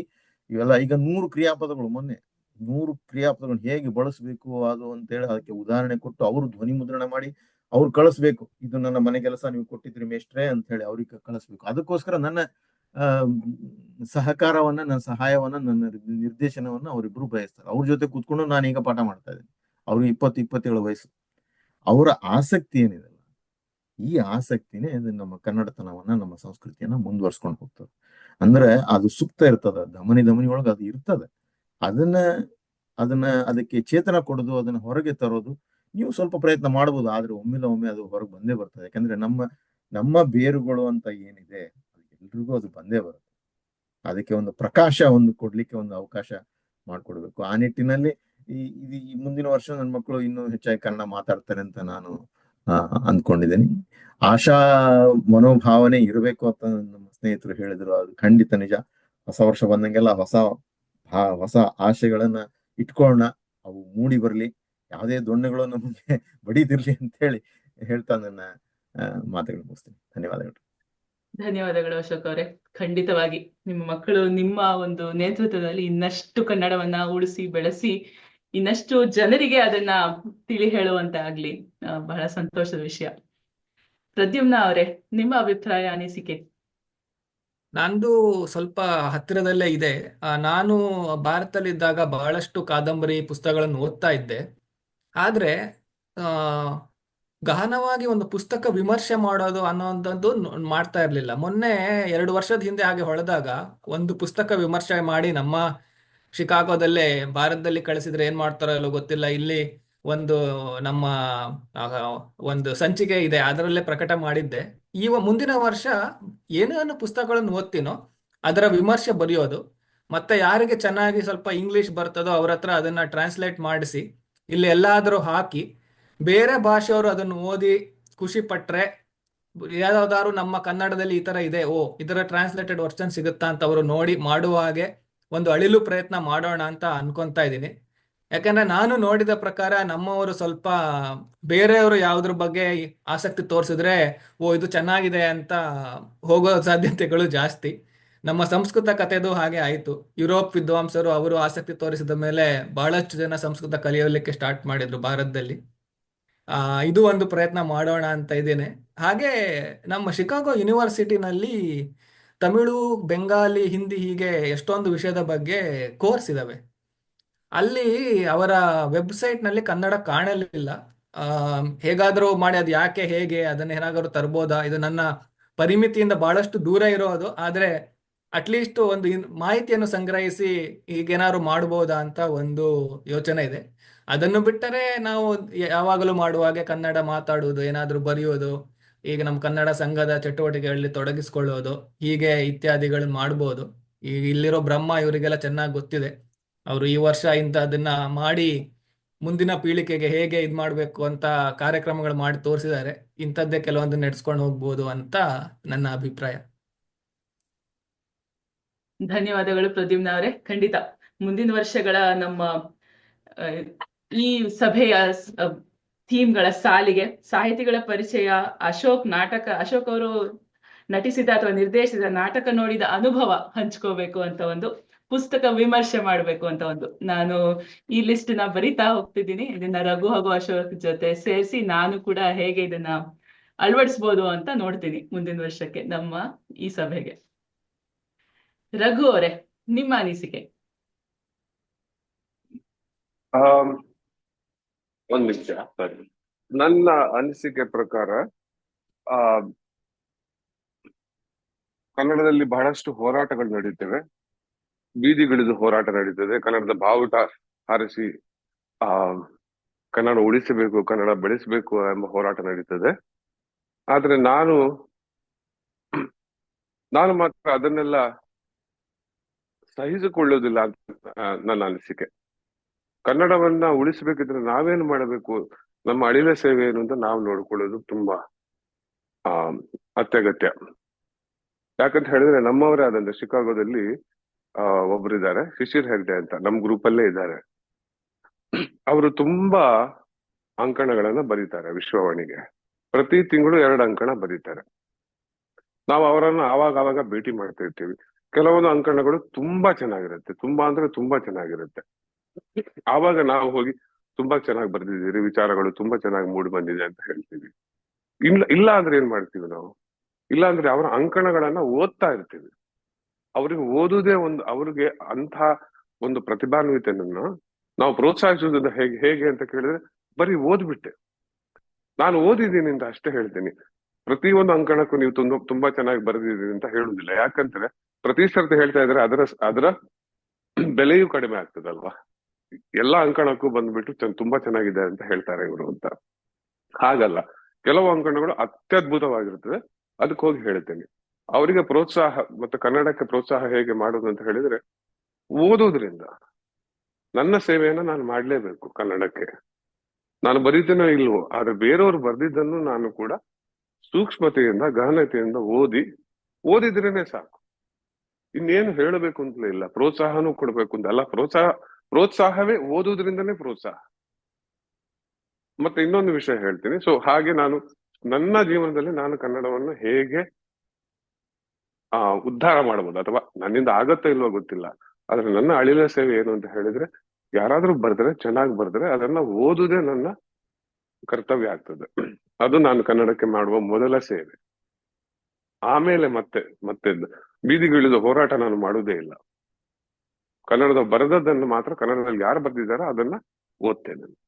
ಮತ್ತೆ ಇನ್ನೊಂದು ವಿಷಯ ಅಂತ ಹೇಳಿದ್ರೆ, ನಾನು ಎಷ್ಟೋ ಜನರ ಹತ್ರ ಇಲ್ಲಿ ಮಾತಾಡ್ಬೇಕಿದ್ರೆ, ಓದುವ ವಿಚಾರದ ಬಗ್ಗೆ ಮಾತಾಡ್ಬೇಕಿದ್ರೆ, ಎಲ್ಲ ದೊಡ್ಡ ದೊಡ್ಡ ಇಂಗ್ಲಿಷ್ ಕವಿತೆಗಳನ್ನ, ರಾಬರ್ಟ್ ಫಾಸ್ಟ್ ಅವರು ಇವರು, ಆಮೇಲೆ ಎಲ್ಲರನ್ನು ಇಂಗ್ಲಿಷ್ ಬಗ್ಗೆನೇ ಎಲ್ಲ ಹೇಳ್ತಾರೆ. ನಾನು ಆ ಬುಕ್ ಓದ್ದೆ, ಅವನು ಓದ್ದೆ, ಒಬಾಮನ ಬುಕ್ ಓದ್ದೆ, ನಾನು ಎಲ್ಲರ ಬುಕ್ ಓದ್ದೆ ಅಂತ ಹೇಳ್ತಾರೆ. ನಾನೊಂದು ಜೀವನದ ಉದ್ದೇಶವನ್ನ ಇಟ್ಕೊಂಡೆ. ನಾನು ಇಲ್ಲಿ ಬಂದಾಗ ಮೊದ್ಲು ಕನ್ನಡದ ಬಗ್ಗೆ ಅಭಿಮಾನ ಇದ್ರೂ ಕೂಡ ಪುಸ್ತಕಗಳನ್ನು ಓದ್ತಾ ಇರಲಿಲ್ಲ. ಇಂಗ್ಲಿಷ್ ಪುಸ್ತಕಗಳು ನಮ್ಮ ಮನೆಯಲ್ಲಿ ಕೂಡ ಇದ್ರೂ ಕೂಡ ಅದನ್ನು ಓದ್ತಾ ಇದ್ದೆ. ನಾನು ಕೂತ್ಕೊಳ್ಳುವ ನನ್ನ ಟೇಬಲ್ ಹಿಂದ್ಗಡೆನೆ ಕರ್ನಾಟಕ ಭಾರತ ಕಥಾಮಂಜರಿ, ಕುಮಾರವ್ಯಾಸನ ಗದುಗಿನ ಭಾರತ ಇತ್ತು. ಅದನ್ನು ಒಮ್ಮೊಮ್ಮೆ ತೆಗೆದು ಓದ್ತಾ ಇದ್ದೆ ಬೋರ್ ಆದಾಗ. ಅಂದ್ರೆ ನಾವು ಸ್ಕೂಲಲ್ಲಿ ಇರ್ಬೇಕಿದ್ರೆ ಫಿಸಿಕ್ಸ್ ಕೆಮಿಸ್ಟ್ರಿ ಅದನ್ನೇ ಓದ್ತಾ ಇರ್ಬೇಕು, ಇಂಜಿನಿಯರಿಂಗ್ ಮಾಡ್ಬೇಕು, ಅಮೆರಿಕಕ್ಕೆ ಹೋಗ್ಬೇಕೆಂಬ ಉದ್ದೇಶ ಇತ್ತು. ಕನ್ನಡವನ್ನು ಓದ್ತಾ ಇರ್ಲಿಲ್ಲ, ಆದ್ರೆ ಪುಸ್ತಕ ಮಾತ್ರ ಇತ್ತು, ಕೆಲವೊಮ್ಮೆ ತೆಗೆದು ಓದ್ತಾ ಇದ್ದೆ. ನಾನು ಒಂದು ಉದ್ದೇಶವನ್ನು ಇಟ್ಕೊಂಡೆ. ಆಮೇಲೆ ಇಂಗ್ಲಿಷ್ ಪುಸ್ತಕಗಳು ಚೆನ್ನಾಗಿರ್ಬೋದು, ಅದರಲ್ಲಿ ಏನು ಹೇಳಿರ್ಬೋದು ಅಥವಾ ಅದರ ಪ್ರಾಮುಖ್ಯತೆ ಏನಿರ್ಬೋದು ಅದಿರ್ಬೋದು, ಆದ್ರೆ ನಾನು ಕನ್ನಡ ಪುಸ್ತಕವನ್ನು ಮೊದಲು ಓದಬೇಕು, ಆಮೇಲೆ ನಾನು ಇಂಗ್ಲಿಷ್ ಪುಸ್ತಕ ಓದ್ತೀನಿ ಎಂಬ ಭಾವನೆಗೆ ಬಂದೆ. ಅಲ್ಲಿಂದ ಶುರು ಮಾಡಿ ನಾನು ಕನ್ನಡ ಪುಸ್ತಕವನ್ನ ಓದ್ಲಿಕ್ಕೆ ಶುರು ಮಾಡಿದೆ. ನಾನು ಮೊದಲು ಓದಿದ್ದೆ ನಾನು ವಂಶವೃಕ್ಷ, ಎಸ್ ಎಲ್ ಭೈರಪ್ಪನವ್ರದ್ದು. ಅದಾದ್ಮೇಲೆ ಗೃಹಭಂಗ, ಅದಾದ್ಮೇಲೆ ಆಮೇಲೆ ಎಷ್ಟು ಓದಿದೆ ಅಂತ ಗೊತ್ತಿಲ್ಲ. ಗೃಹಭಂಗ ಪುಸ್ತಕವನ್ನು ನಾನು ಅರ್ಧದಲ್ಲಿ ಬಿಸಾಡ್ಬಿಟ್ಟಿದ್ದೀನಿ. ಯಾವಾಗ ಎಸ್ ಎಲ್ ಭೈರಪ್ಪನವರ ಅಕ್ಕ ಮತ್ತೆ ಅಣ್ಣ 2 ಗಂಟೆ ಅವಧಿಯಲ್ಲಿ ಪ್ಲೇಗಲ್ಲಿ ಸತ್ತೋದ್ರು, ಅದನ್ನ ಓದ್ಬಿಟ್ಟು ನಾನು 2 ಗಂಟೆ ಅವಧಿಯಲ್ಲಿ ಅದನ್ನ ಬಿಸಾಡ್ಬಿಟ್ಟೆ. ಅಂದ್ರೆ ಅದನ್ನ ಇನ್ನು ಓದುದಿಲ್ಲ ನಾನು ಇದನ್ನ ಅಂತ. ಸೊ ಕನ್ನಡ ಪುಸ್ತಕವನ್ನ ಮೊದಲು ಓದ್ತೀನಿ, ಇಂಗ್ಲಿಷ್ ಪುಸ್ತಕವನ್ನು ಓದ್ತೀನಿ. ಜೀವನ ಅಷ್ಟು ಉದ್ದ ಇದ್ರೆ ಅದನ್ನು ಓದ್ತೀನಿ, ಆದ್ರೆ ಸದ್ಯಕ್ಕೆ ನಾನು ಕನ್ನಡ ಪುಸ್ತಕವನ್ನು ಓದಿ ಮುಗಿಸಿಲ್ಲ, ಅಷ್ಟಿದೆ. ಅದನ್ನೇ ಮುಂದುವರಿಸ್ತೀನಿ. ಅದೇ ನನ್ನ ನೆಕ್ಸ್ಟ್ ಇಯರ್ ಉದ್ದೇಶ. Thank you. ಧನ್ಯವಾದಗಳು ರಘು ಅವರೇ. ಅತಿಶಯೋಕ್ತಿ ಇಲ್ಲದೆ ಹೇಗೆ ನಿಮ್ಮ ಅನುಭವವನ್ನ ನಮ್ ಜೊತೆ ಹಂಚ್ಕೊಂಡ್ರಿ, ಅದು ಬಹಳ ಸೂಕ್ತ ಅನ್ನಿಸ್ತು. ಬ್ರಹ್ಮ ಅವರೇ, ನಿಮ್ಮ ಒಂದು ಸಂಕ್ಷಿಪ್ತವಾದ ಉತ್ತರ ಈ ಪ್ರಶ್ನೆಗೆ. ಖಂಡಿತ. ಎಲ್ಲರಿಗೂ ಇರುವಂತ ಆಸೆ ನಂದದು ಅಷ್ಟೇ. ಪ್ರಾಬಬ್ಲಿ ಇಲ್ಲಿ ಇರುವಂತ ಎಲ್ಲಾ ಮಾನವರಿಗಿಂತ ಕಡಿಮೆ ಓದು ಯಾರಾದ್ರೂ ಕನ್ನಡವನ್ನು ಓದ್ತಾ ಇದ್ರೆ ನಾನಿರ್ಬೋದು ಅಂತ ನನ್ನ ಅನಿಸಿಕೆ. ಹಾಗಾಗಿ 8 ಜ್ಞಾನಪೀಠ ಪ್ರಶಸ್ತಿ ಇರುವಂತ ಕನ್ನಡ ಭಾಷೆ, ಕುವೆಂಪು ಅವರಿಂದ ಹಿಡಿದು ಕಂಬಾರವರೆಗೆ ಜ್ಞಾನಪೀಠ ಪ್ರಶಸ್ತಿ ಬಂದಿದೆ. ಪುಸ್ತಕಗಳ ಭಂಡಾರ ಇದೆ. ಮತ್ತೆ ನಮ್ಮ ಭಾಷೆಯನ್ನ ಶ್ರೀಮಂತಗೊಳಿಸಿದಂತ ಮಹನೀಯರು ಹಲವರು. ಅವರ ಲೇಖನಗಳು, ಪುಸ್ತಕಗಳು ಓದ್ಲೇಬೇಕು, ಸಾಹಿತ್ಯವನ್ನ ಓದ್ಲೇಬೇಕು ಅನ್ನೋಂತ ಆಸೆ ಇದೆ. ಅದ್ರ ಜೊತೆಗೆ ಇನ್ನೊಂದು ನನಗೆ ಕಾಣಿಸುವಂತದ್ದು ಅಂದ್ರೆ, ಅಶೋಕ್ ಅವ್ರು ಮಾತಾಡಿದಾಗ ಆ ಒಂದು ಕನ್ನಡದ ಸೊಗಡು ಎಷ್ಟು ಹಿಡ್ಕೊಂಡ್ಬಿಡ್ತು ಮನ್ಸಿಗೆ ಅಂದ್ರೆ, ನನಗೆ ಒಂದಿರುವಂತ ಒಂದು ತುಂಬಾ ದಿನಗಳ ಒಂದು ಅಭಿಲಾಷೆ ಹಾಗೆ ಮನಸ್ಸಿನ ಸ್ಮೃತಿ ಪಟಲಕ್ಕೆ ಬಂತು. ಏನಂದ್ರೆ, ನಾನು ಉತ್ತರ ಕನ್ನಡ ಜಿಲ್ಲೆಯವನು. ನಾವು ಹವ್ಯಕ ಭಾಷೆಯನ್ನ ಮಾತಾಡುವಂತವ್ರು. ಆ ಭಾಷೆ ಮಾತಾಡಿದಾಗ ಪ್ರತಿಯೊಂದು ಒಂದು 100 ಕಿಲೋಮೀಟರ್ಗೆ ನಮ್ಮ ಊರಿನಲ್ಲಿ ಪ್ರತಿಯೊಂದು ಭಾಷೆಗೂ ಒಂದೊಂದೊಂದೊಂದು ಸೊಗಡಿದೆ, ಸೌಂದರ್ಯ ಇದೆ. ಆ ಭಾಷೆ ಅಲ್ಲಿ ಮಾತ್ರ ಪ್ರಚಲಿತ, ಅಲ್ಲಿ ಮಾತ್ರ ಬಳಸುವಂತ ಒಂದು ಭಾಷೆ. ಅದು ನಮ್ಮ ಭಾಷೆ, ಅದು ನಮ್ಮ ದೇಶದ ಶ್ರೀಮಂತಿಕೆ. ಅದು ಮರ್ತೋಗ್ತದೆ. ಇಲ್ಲಿ ಬಂದಾಗ ನನಗೆ ಎಷ್ಟೋ ಪದಗಳು ಸಿಗ್ತಾ ಇಲ್ಲ. ಅದನ್ನ ಮತ್ತೆ ಪುನರುಜ್ಜೀವಿಸ್ಕೋಬೇಕು ನನ್ನಲ್ಲಿ ನಾನು ಅನ್ನೋಂತ ಒಂದು ಅಭಿಲಾಷೆ ಇದೆ. ಇಷ್ಟೇ ಹೇಳಿ ಬಿಟ್ಬಿಡ್ತೀನಿ. ಉಳಿದಿದ್ದನ್ನ ಎಲ್ಲರೂ ಸಾಕಷ್ಟು ಮಾತಾಡಿ ಆಗ್ಲೇ ಹೇಳಿದ್ದಾರೆ. ಧನ್ಯವಾದಗಳು ಬ್ರಹ್ಮ ಅವರೇ. ಪಾರಂಪರಿಕವಾಗಿ ಹಾಗೆ ಪ್ರಾದೇಶಿಕವಾಗಿ ನಮ್ಮ ಭಾಷೆಯ ಸೊಗಡನ್ನ ನಾವು ಹೇಗೆ ಅಳವಡಿಸ್ಕೊಳ್ಬಹುದು ಅನ್ನೋ ಒಂದು ನಿಟ್ಟಿನಲ್ಲಿ ಪ್ರಯತ್ನವನ್ನು ಪಡಬಹುದು. ಖಂಡಿತವಾಗಿ ನಿಮ್ಮ ಎಲ್ಲಾ ಉತ್ತರಗಳು, ಅಭಿಪ್ರಾಯಗಳು ನನಗೂ ಬಹಳಷ್ಟು ಚೇತನವನ್ನ, ಪ್ರೋತ್ಸಾಹವನ್ನ ಕೊಟ್ಟಿದೆ. ಧನ್ಯವಾದಗಳು. ನಿಮ್ಮ ಎಲ್ಲಾ ಅಭಿಪ್ರಾಯಗಳನ್ನ ಹಂಚಿಕೊಂಡಿದ್ದಕ್ಕೆ ಬಹಳ ಸಂತೋಷವಾಯಿತು. ಸುಶಾಂತ್ ಅವರೇ, ವಾಪಸ್ ನಿಮಗೆ. ಧನ್ಯವಾದ ಅನುಶ್ರೀ. ಅದ್ಭುತವಾಗಿ ಈ ಆಶ್ವಾಸನ ನಿರ್ವಹಣೆಯನ್ನು ಮಾಡಿದ್ರಿ. ಧನ್ಯವಾದಗಳು. ಈಗ ಮುಂದಿನ, ನಾನು ಮೊದಲೇ ಹೇಳ್ತಾ ಇದ್ದೆ, ನಮ್ಮ ಈ ವಾಕ್ಪಟುಗಳ ಸಭೆಯನ್ನ ನಾವು ಪೈ ಈ ಚೌಕಟ್ಟಿನಲ್ಲಿ ನಡೆಸ್ತೀವಿ. ಪೈ ಅಂದರೆ ಪ್ರಿಪೇರ್ಡ್ ಸ್ಪೀಚಸ್, ನಿರ್ಧರಿತ ಭಾಷಣ. ಐ ಇಂಪ್ರಾಂಪ್ಟು ಸ್ಪೀಚಸ್, ಭಾಷಣ. ಈಗ ಕೊನೆಗೆ ಇ ಆಫ್ ದ ಪೈ, ಅದು ಇವ್ಯಾಲ್ಯುವೇಷನ್, ವಿಮರ್ಶೆ. ನಮ್ಮ ಅಶೋಕ್ ಅವರು ಒಂದು ಅದ್ಭುತವಾದ ಭಾಷಣವನ್ನು ಮಾಡಿದ್ರು, ಸದ್ಯ ಉಳ್ಕೊಂಡೆ ಅಂತ. ಅದರ ವಿಮರ್ಶೆ ಮಾಡಲು ಪ್ರದ್ಯುಮ್ನ ಅರಸು ಅವರು ಮುಂದೆ ಬರ್ತಾ ಇದ್ದಾರೆ. ಪ್ರದ್ಯುಮ್ನ. ಧನ್ಯವಾದಗಳು ಸುಶಾಂತ್ ಅವರೇ.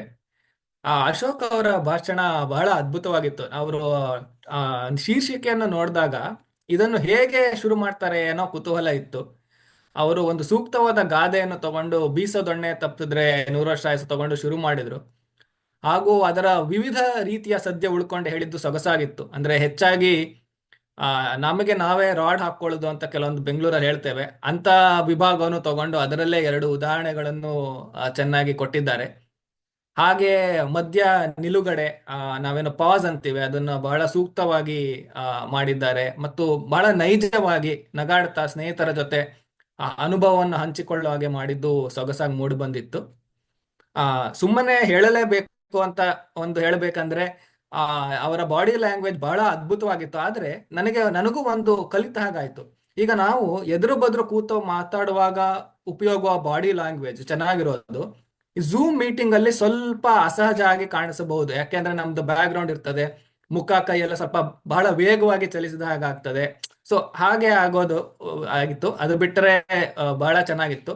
ಮತ್ತೆ ಕೊನೆಗೆ ಮುಗಿಸಿದ್ದುನು ಈಗ ಹಾಸ್ಯವಾಗಿ ಶುರು ಮಾಡಿದ್ರು, ಸದ್ಯ ಉಳ್ಕೊಂಡೆ ಬರೀ ಹಾಸ್ಯ ಪ್ರಸಂಗವಾಗದೆ ಅದು ನಮ್ಮ ಜೀವನದಲ್ಲಿ ಹೇಗೆ ಅದನ್ನ ಅನುಭವಿಸ್ಬೇಕು, ಅದು ಬರಲೇಬಾರ್ದು ಅಂತ ಪ್ರಯತ್ನ ಮಾಡೋದಕ್ಕಿಂತ ಅದು ಬಂದ್ರು ಅದನ್ನ ಹೇಗೆ ನಾವು ಖುಷಿಯಾಗಿ ಅನುಭವಿಸ್ಬೇಕು ಅನ್ನೋದನ್ನ ಹೇಳಿದ್ದು ಬಹಳ ಸೂಕ್ತವಾಗಿ ಮೂಡಿ ಬಂತು ಅಂತ ನನ್ನ ಭಾವನೆ.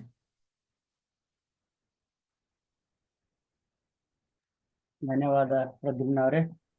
ಈಗ ನಾವು ನಮ್ಮ ಸಭೆಯ ಕೊನೆ ಹಂತಕ್ಕೆ ಹೋಗೋಣ. ಹೋಗಿ ಅದನ್ನ ಮುಗಿಸುವ ಮುಂಚೆ ಕೆಲವು ನಮ್ಮ ರೋಲ್ ಪ್ಲೇ ಅಂತ ನಾವು ಮಾಡ್ತೀವಿ. ಈ ಒಂದು ವಾಕ್ಪಟುಗಳ ಸಭೆಯಲ್ಲಿ ಆಗಣಕರು ಇರ್ತಾರೆ.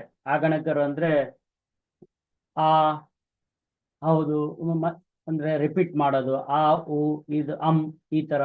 ಅದನ್ನ ಇವತ್ತು ನಾನು ಅದನ್ನ ಯಾವುದು ಕೌಂಟೇ ಮಾಡಲಿಲ್ಲ. ಯಾಕಂದ್ರೆ ನಿಮ್ಮ ವಿಷಯಗಳು ಇಷ್ಟು ಗಹನವಾಗಿದ್ದು, ಆಮೇಲೆ ಒಬ್ಬನೇ 2-3 ಕೆಲಸಗಳು ಮಾಡೋದ್ರಿಂದ ನಾನು ನಿಮಗೆ ಅದನ್ನು ಮುಂದಿನ ಸಭೆಯಲ್ಲಿ ಆ ಗಣಕನಾಗಿ ವರದಿ ಕೊಡ್ತೀನಿ.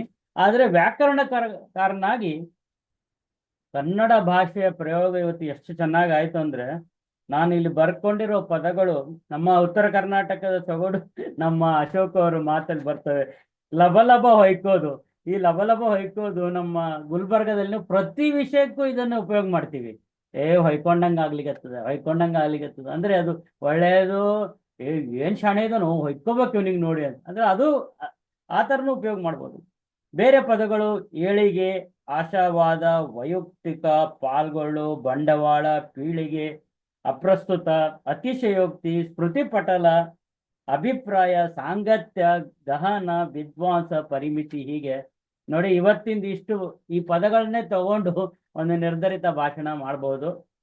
ಸೊ ನಾನು ನನ್ನ ಈ ಈ ಸಭೆಯನ್ನ ಪ್ರಧಾನ ವಾಕ್ಪಟುವಾಗಿ ಈ ಸಭೆ ಮುಗಿಸೋ ಮುಂಚೆ ನಮ್ಮ ಅತಿಥಿಗಳಿಂದ ಕೊನೆಯ ಒಂದು ಮಾತು, ಅವ್ರಿಗೆ ಈ ಸಭೆ ಹೇಗನ್ನಿಸ್ತು, ಮುಂದಿನ ಸಭೆಗೆ ಖಂಡಿತವಾಗಿ ಬರ್ತಾರಾ ಇಲ್ವಾ, ಅವರ ಅನಿಸಿಕೆ ಕೇಳೋಣ.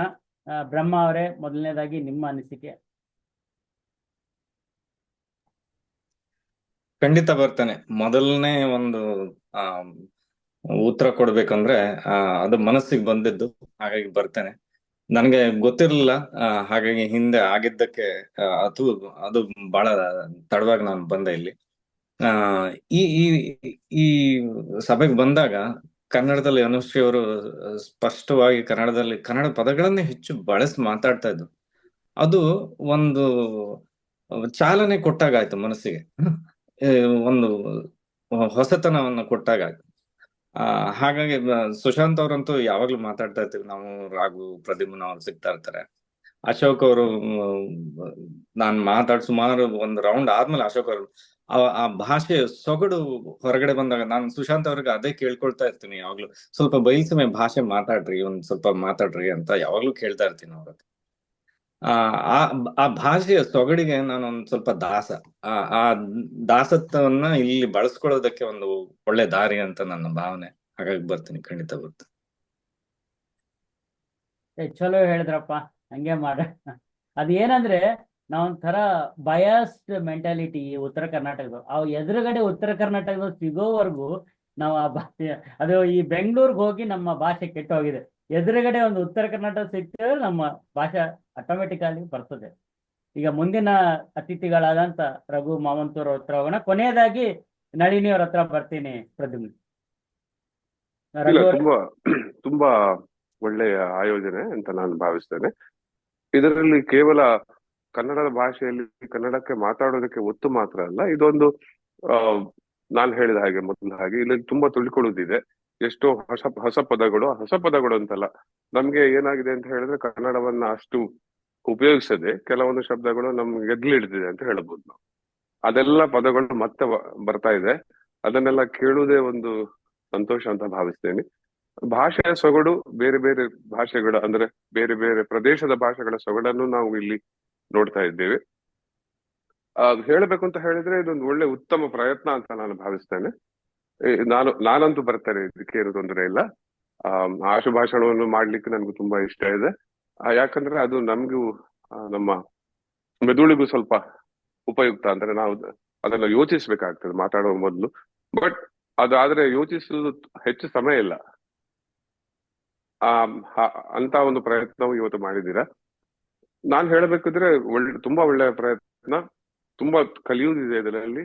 ನಾನು ಹೇಳಿದಾಗೆ ಇದರಲ್ಲಿ ನಾನು ಈ ಮೀಟಿಂಗ್ ಬಂದ ಮೇಲೆ ನನ್ಗೇನ್ ಸಿಕ್ತು ಅಂತ ನಾನು ತಿಳ್ಕೊಂಡ್ರೆ ತುಂಬಾ ಸಿಕ್ಕಿದೆ ಅಂತ ಹೇಳಮ್ಮ. ತುಂಬಾ ಕಲಿತೆ ನಾನು. ಇದು ಒಂದು ಗಂಟೆಯಲ್ಲಿ ತುಂಬಾ ವಿಷಯಗಳನ್ನು ನಾನು ಕಲಿತೆ. ಮತ್ತೆ ತುಂಬಾ ಸಂಸ್ಕೃತದ ಶ್ಲೋಕಗಳು, ಸುಭಾಷಿತಗಳು ಎಲ್ಲ ಮರೆತೋಗಿದ್ದೆಲ್ಲ ನೆನಪಾಗ್ಲಿಕ್ಕೆ ಶುರು ಆಯ್ತು. ಎಲ್ಲ ಗೊತ್ತಿದೆ ಅಂತಲ್ಲ, ಕಲಿಯುವುದು ಇದೆ. ಆ ನಿಟ್ಟಿನಲ್ಲಿ ನಾನು ಹೇಳ್ತೇನೆ ಇದೊಂದು ಒಳ್ಳೆಯ ಪ್ರಯತ್ನ, ಅದು ಹೀಗೆ ಮುಂದುವರಿಸಲಿ. ನಮ್ಮ ಸಹಕಾರ ಅಂತೂ ಇದ್ದೇ ಇದೆ. ಧನ್ಯವಾದ ರಘು. ನಮ್ಮೊಂದಿಗೆ ಬೆರೆತು ಕಲಿತು ನಮಗೆ ಕಲಿಸುವ ಪ್ರಯತ್ನ ಮಾಡಿದ್ರೆ ಧನ್ಯವಾದಗಳು. ಮುಂದಿನ ಕೊನೆಯದಾಗಿ ಇವರು ನಮ್ಮ ನಳಿನಿಯವರ ಅನಿಸಿಕೆ ಕೇಳ್ಕೊಳ್ಳೋಣ. ಅವರು ಈಗ ಇನ್ನೊಬ್ಬ ಸದಸ್ಯ ಬರ್ಬೇಕು ಅಂತ ತುಂಬಾ ಹಠ ಮಾಡ್ತಾ ಇದ್ದಾನೆ, ಅವನ್ನ ಸುಧಾರ್ಸಕ್ ಹೋಗಿದ್ದಾರೆ. ಈಗ ಬೇಡ ನೀನ್ ಬರೋದು ಅಂತ ಈಗಿಲ್ಲ. ಬಟ್ ಅವರು ಕೇಳಿದ್ರೆ ಅವ್ರು ಬಹಳ ಚೆನ್ನಾಗಿದೆ, ನಮ್ಮ ಭಾಷೆಯನ್ನ ಕಲ್ತಿದ್ದು ಬೆಳೆಸಿದ್ದು ತುಂಬಾ ಇಷ್ಟ ಆಯ್ತು, ಮುಂದೆ ಇದಕ್ಕೂ ಇಲ್ಲಿ ಇರೋವರೆಗೂ ಬರ್ತೇನೆ ಅಂತ ಹೇಳಿದ್ದಾರೆ. ಧನ್ಯವಾದ. ಅವರನ್ನ ನಾವು ಭೇಟಿನೂ ಮಾಡೋಣ ಶೀಘ್ರದಲ್ಲೇ, ಜಾಸ್ತಿ ದೂರ ಏನಿಲ್ಲ. ಸೊ ಹೀಗಾಗಿ ಇವತ್ತು ಸಭೆ ಮುಗಿಸೋ ಮುಂಚೆ ನನ್ನ ಕೊನೆ ಒಂದೆರಡು ಮಾತುಗಳೇನಂದ್ರೆ, ನಮ್ಮ ರಘು ಅವರು ಈ ಒಂದು ರಘು ಹಾಲೂರು ಇದನ್ನ ತುಂಬಾ ಚೆನ್ನಾಗಿ ನಡ್ಸ್ಕೊಂಡು ಬಂದಿದ್ದಾರೆ ಸುಮಾರು. ರಘು ಮತ್ತೆ ಅಶೋಕ್ ಅವರು ಎರಡು ಕಂಬಗಳಾಗಿ ಈ ಮಹಡಿಯನ್ನ ನಿಲ್ಸಿದ್ದಾರೆ. ಇನ್ನೂ ಹೊಸ ಕಂಬಗಳು ಇದಕ್ಕೆ ಬಂದ್ರೆ ನಾವು ಇದನ್ನ ಅದೇಂತಾರೆ ಬಹು ಮಜಲಿನ ಒಂದು ಕಟ್ಟಡವನ್ನಾಗಿ ಮಾಡ್ಬೋದು ಅಂತ ನಂಗೆ ಅನ್ಸುತ್ತೆ. ಸೊ ಹಾಗಾಗಿ ನನ್ನ ಸ್ಟೈಲಲ್ಲೇ ನಾನು ಹೇಳ್ಬೇಕು ಅಂದ್ರೆ, ಈ ಜೀವನದ ನೈಟಲ್ಲಿ ನೀವೆಲ್ಲ ಜ್ಞಾನದ ಇವತ್ತು ಲೈಟ್ ಹಾಕಿ ಈ ನಮ್ಮ ಒಂದು ಒಳ್ಳೆ ಫೈಟ್ ಕೊಡ್ಲಿಕ್ಕೆ ನೀವೆಲ್ಲ ನಮ್ಗೆ ಬ್ರೈಟ್ ಆಗಿ ಮಾಡಿದೀರ ಅಂತ ಹೇಳಿ ಈ ಸಭೆಯನ್ನ ಮುಗಿಸೋಣ. ಮುಂದಿನ ಸಭೆಗೆ ಮತ್ತೆ ನಾವು ಖಂಡಿತ ಬ್ರಹ್ಮ ಮತ್ತೆ ರಘು ಅವ್ರನ್ನ ನಮ್ಮ ವಾಕ್ಪಟುಗಳ ವಾಟ್ಸ್ಆ್ಯಪ್ ಗ್ರೂಪ್ಗೆ ಸೇರ್ಸೋಣ. ಹಾಗೆ ಸೊ ನಿಮಗೆ ನೆಕ್ಸ್ಟ್ ಸಭೆ ಯಾವಾಗ ಇದೆ ಅಂತ ಗೊತ್ತಾಗುತ್ತೆ. ಬ್ರಹ್ಮ ಮತ್ತೆ ರಘು ದಯವಿಟ್ಟು ಬರಬೇಕು. ಇದರ ಇದು ಒಂದು ಕ್ವಶನ್, ಇದರ ಫ್ರೀಕ್ವೆನ್ಸಿ ಎಷ್ಟು ಎಷ್ಟು ದಿವಸಕ್ಕೊಂದ್ಸತಿ ಮೀಟ್ ಆಗೋದು? ನಾವು ಇದನ್ನ ಪ್ರತಿ ತಿಂಗಳು ಕನಿಷ್ಠ 2 ಸಾರಿ ಮಾಡ್ತೀವಿ ಇದನ್ನ, 15 ದಿವಸಕ್ಕೆ ಒಂದ್ಸಾರಿ. ಸೊ ಮುಂದಿನ 2 ವಾರ ನಂತರ ಇದು ಮೀಟಿಂಗ್ ಇರುತ್ತೆ. ಇನ್ನು ಜಾಸ್ತಿ ಜನ ಬಂದರೆ ಅದನ್ನ ಫ್ರೀಕ್ವೆನ್ಸಿನ ಇನ್ಕ್ರೀಸ್ ಸದ್ಯಕ್ಕೆ ತಿಂಗಳಿಗೆ 2 ಬಾರಿ, ಅದು ನಮ್ಮ ಪ್ರಯತ್ನ. ಅದು ಎಷ್ಟು ಅದು ಗಂಟೆ? ನಾವು ವಾರ ಮೊದಲ ಮತ್ತು 3ನೇ ಭಾನುವಾರ ಪ್ರತಿ ತಿಂಗಳು ಅಂತ ಇಟ್ಕೊಂಡಿದ್ವಿ. ಒಂದೊಂದ್ ಸರ್ತಿ ಅದು ಮುಂದೆ ಹೋಗುತ್ತೆ. ಈಗ ಇವತ್ತು ನೋಡಿ, ಇವತ್ತು 2ನೇ ಭಾನುವಾರ. ಕೆಲವೊಂದು ಅನಾನುಕೂಲತೆಗಳಿಂದ ನಾವು ಮುಂದೆನೂ ಹಾಕ್ಬೋದು, ಅಥವಾ ಕೆಲವೊಂದ್ ಸರ್ತಿ ರದ್ದು ಕೂಡ ಮಾಡಿದ್ದೀವಿ. ಆದ್ರೆ ನಿಯಮಿತವಾಗಿ ಮೊದಲನೇ ಮತ್ತು 3ನೇ ಭಾನುವಾರ ಬೆಳಗಿನ 9 ಗಂಟೆಗೆ ಅಂತ ಸಮಯ. ಆ ಸಮಯ ಕೂಡ ನಾವು ಸಾಕಷ್ಟು ಸರ್ತಿ ಚರ್ಚೆ ಮಾಡಿದೀವಿ, ಯಾವ ಸಮಯ ಎಲ್ರಿಗೆ ಹೇಗೆ ಅನುಕೂಲ ಆಗುತ್ತೆ ಅಂತ. ಯಾಕಂದ್ರೆ ನಾವು ಇಲ್ಲಿ ಸ್ಯಾನ್ ಫ್ರಾನ್ಸಿಸ್ಕೋ ಕೊಲ್ಲಿ ಪ್ರದೇಶದಲ್ಲಿ ಇದು ಶುರುವಾಗಿದ್ದು. ಹಾಗೆ ಹೇಳ್ಬೇಕಂದ್ರೆ ಒಂದು 14 ವರ್ಷ ಆಯ್ತಾ ನಾವು ಈ ವಾಕ್ಪಟುಗಳನ್ನ ಶುರು ಮಾಡಿ. ಸಾಕಷ್ಟು ವೈಭವದ ದಿನಗಳನ್ನ ಕಂಡಿರತಕ್ಕಂತಹ ಈ ಕೂಟ ಈಗ ಸ್ವಲ್ಪ ಕ್ಷೀಣಿಸ್ತಾ ಇದೆ. ಆಮೇಲೆ ಇದು ಕೋವಿಡ್ ಬಂದ ಮೇಲೆ ನಾವು ಇದನ್ನ ಜೂಮ್ ಅಲ್ಲಿ ಮಾಡ್ತಾ ಇರೋದ್ರಿಂದ ಜಗತ್ತಿನ ಯಾವುದೇ ಭಾಗದಿಂದ ಕೂಡ ಸದಸ್ಯರು ಇದರಲ್ಲಿ ಭಾಗವಹಿಸಬಹುದು. 9 ಗಂಟೆ ಅಂತ ಸದ್ಯಕ್ಕೆ ಇಟ್ಕೊಂಡಿದೀವಿ ಭಾನುವಾರ ಬೆಳಗ್ಗೆ. ಇದನ್ನ ಹೆಚ್ಚು ಸದಸ್ಯರಿಗೆ ಅನುಕೂಲ ಆಗುವ ಸಮಯಕ್ಕೂ ಕೂಡ ನಾವು ಬದಲಾವಣೆ ಮಾಡ್ಕೊಳ್ಳಿಕ್ಕೆ ತಯಾರಿದ್ದೀವಿ. ಆ ತರ ಏನಾದ್ರು ನಿರ್ಧಾರ ಮಾಡಿದ್ರೆ. ಆದ್ರೆ ದಯವಿಟ್ಟು ಬನ್ನಿ, ನಿಮ್ಮ ಸ್ನೇಹಿತರಿಗೂ ಈ ತರ ತಿಳಿಸಿ. ಸುಮಾರು ಜನ ನನಗೆ ಹೇಳ್ತಾರೆ ಭೇಟಿಯಾದಾಗ, ಓ ಹೌದು ಈ ತರ ಇದೆಯಾ ಅಂತ ಬಹಳ ಆಸಕ್ತಿ ತೋರಿಸ್ತಾರೆ. ಆದ್ರೆ ನಿರಂತರವಾಗಿ ಬರ್ಲಿಕ್ಕೆ ಕೆಲವರಿಗೆ ಕೆಲವೊಂದು ಅಡೆತಡೆಗಳು ಇರುತ್ತೆ. ಬರ್ತಾರೆ ಹೋಗ್ತಾರೆ. ಆದ್ರೆ ಒಂದು 10 ಜನ ಯಾವಾಗ್ಲೂ ನಾವು ತಯಾರಿರ್ತೇವೆ ಅಂತ ನಡೆಸ್ಕೊಂಡು ಅದನ್ನ ಸತತವಾಗಿ ಬಿಡುವಿಲ್ದೇನೆ ನಡೆಸ್ಕೊಂಡು ಹೋದ್ರೆ ಜನ ತಾವಾಗೆ ಬರ್ತಾರೆ. ಇದರ ಬಗ್ಗೆ ನಾವು ಹೆಚ್ಚು ಪ್ರಚಾರವನ್ನು ಮಾಡೋಣ. ಹಾಗೆ ನೋಡಿದಲ್ಲಿ ಇವತ್ತಿನ ಈ ಸಭೆಯನ್ನು ನಾನು ಮುದ್ರಣ ಮಾಡ್ತಾ ಇದ್ದೀನಿ. ಇದನ್ನ ನಾನು ಯೂಟ್ಯೂಬ್ ವಾಕ್ಪಟುಗಳು ಅಂತ ಒಂದು ಯೂಟ್ಯೂಬ್ ಅಲ್ಲಿ ಕೊಳವೆ ಇದೆ, ಅದರಲ್ಲಿ ನಾನು ಇದನ್ನ ಹಾಕ್ತೇನೆ. ಇವತ್ತಿನ ಸಭೆಯನ್ನ ನಾನು ಅದಕ್ಕೇನೆ ಮಾಡಿದ್ದು. ಅದನ್ನ ನಾವು ಪ್ರಚಾರ ಮಾಡೋಣ. ಈ ತರ ವೇದಿಕೆ ಇದೆ ಅಂತ ಜನರಿಗೆ ಪರಿಚಯ ಆದ್ರೆ ಅವ್ರು ಬರ್ತಾರೆ, ನೋಡ್ತಾರೆ, ಅವರಿಗೆ ಲಾಭ ಆಗಬಹುದು ಅಂತ ಅನ್ಸಿದ್ರೆ ಸೇರ್ಕೋತಾರೆ. ಹಲವಾರು ಉದ್ದೇಶಗಳಿಂದ ಬರ್ಬೋದು. ಈಗಿನ ರಘು ಅವರ ಮಾತಲ್ಲಿ ಕೇಳಿದೆ, ಬ್ರಹ್ಮ ಅವರ ಮಾತಲ್ಲಿ ಕೇಳಿದೆ, ಉದ್ದೇಶಗಳು ಬೇರೆ ಇರ್ಬೋದು. ಆದ್ರೆ ಇದು ಒಂದು ಈ ವೇದಿಕೆಯಲ್ಲಿ ಹಲವಾರು ಉದ್ದೇಶಗಳನ್ನ ನಿಮಗೆ ಸಾಕಾರಗೊಳಿಸ್ಲಿಕ್ಕೆ ಇದು ಸಹಾಯ ಆಗ್ತದೆ. ನಿಮ್ಗೆ ಸಾಹಿತ್ಯದ ಬಗ್ಗೆ ಇರ್ಬೋದು, ಕನ್ನಡವನ್ನೇ ಮಾತಾಡಬೇಕು ಅಂತ ಕೆಲವರು, ಅಂದ್ರೆ ಬೇರೆ ಭಾಷೆಯ ಪದಗಳನ್ನ ಬಳಸಿದ್ರೆ ಅದು ಅಪರಾಧ ಅಂತ ನಾವು ಖಂಡಿತ ಗಣಿಸೋದಿಲ್ಲ. ಆ ಭಾವನೆ ಮಾತ್ರ ಇಟ್ಕೋಬೇಡಿ. ಆಮೇಲೆ ನಾನು ನಿನ್ನೆ ಸ್ನೇಹಿತರಿಗೆ ಹೇಳ್ತಾ ಇದ್ದೆ, ನೀವು ಮಾತಾಡ್ಲೇಬೇಕು ಅಂತಿಲ್ಲ, ಬರೀ ಕೇಳಿ, ನೀವು ಹೇಗನ್ಸುತ್ತೆ ನೋಡಿ. ಹಾಗೆ ಸಾಹಿತ್ಯದ ಬಗ್ಗೆ ಪ್ರೇಮ, ನಮ್ಮ ಸಂಸ್ಕೃತಿಯ ಬಗ್ಗೆ ಪ್ರೇಮ, ನಮ್ಮ ಈ ಹೊಸ ಸಂಸ್ಕೃತಿಯಲ್ಲಿ ನಾವು ಹೇಗೆ ಕನ್ನಡವನ್ನು ಉಳಿಸ್ತೀವಿ ಆ ಬಗ್ಗೆ ನಿಮ್ಮ ವಿಚಾರಗಳು, ಆಮೇಲೆ ನಮ್ಮ ಪ್ರಾದೇಶಿಕತೆಯ ಒಂದು ಭಾಷೆಯ ಸೊಗಡುಗಳು, ಅದು ಶ್ರೀಮಂತಿಕೆ ಏನದಲ್ಲ ಅದನ್ನ ಬಿಂಬಿಸೋದು, ಈ ತರ ಬೇರೆ ಬೇರೆ. ಆಮೇಲೆ ಟೋಸ್ಟ್ ಮಾಸ್ಟರ್ಸ್ ಅಡಿಯಲ್ಲಿ ನಾವು ನಾಯಕತ್ವದ ಗುಣಗಳನ್ನ ಬೆಳೆಸಿಕೊಳ್ಳೋದು ಅದು ಬಹಳ ಮುಖ್ಯ ಅಲ್ಲ. ಹೇಗೆ ಈ ಸಂಸ್ಥೆಯನ್ನ ಒಂದು ಬಲಿಷ್ಠವಾದ ಕೂಟವನ್ನಾಗಿ ನಾವು ಪರಿವರ್ತಿಸಿ ಅದನ್ನು ಮುಂದುವರ್ಸ್ಕೊಂಡು ಹೋಗ್ತೇವೆ ಅಂತ ಹೇಳಿ, ವಿವಿಧ ಪಾತ್ರಗಳಲ್ಲಿ ನಮ್ಮ ಸೇವೆಯನ್ನು ಹೇಗೆ ಸಲ್ಲಿಸಬಹುದು, ಇದನ್ನ ಅಂದ್ರೆ ನಿಮ್ಮ ಸಾಂಘಿಕ ಗುಣಗಳು ಕೂಡ ಇದರಲ್ಲಿ ವೃದ್ಧಿಗೊಳ್ತವೆ ಅಂತ ಅದು ಒಂದು ಅವಕಾಶ. ಹೀಗೆ ಬೇರೆ ಬೇರೆ ಉದ್ದೇಶಗಳನ್ನ ಇಟ್ಕೊಂಡು ಬಂದ್ರು ನಿಮ್ಗೇನು ಆಸೆ ಇದೆ ಅದನ್ನ ನೀವು ಪೂರೈಸ್ಕೋಬಹುದು ಅಂತ ನಾವು ಮನವರಿಕೆ ಮಾಡೋದ್ರಲ್ಲಿ ಸಫಲ ಆದ್ರೆ ಇದು ಬಲಿಷ್ಠವಾದ ಕೂಟವಾಗಿ ಮುಂದುವರಿಯುತ್ತೆ ಅಂತ ನನ್ನ ಬಲವಾದ ನಂಬಿಕೆ. ಅದಕ್ಕೆ ತಮ್ಮೆಲ್ಲರ ಬೆಂಬಲವನ್ನು ನಾನು ಆಶಿಸ್ತೇನೆ. ಧನ್ಯವಾದಗಳು. ಧನ್ಯವಾದ ಅಧ್ಯಕ್ಷರೇ, ಮಾತಾಡಾಯ್ತು.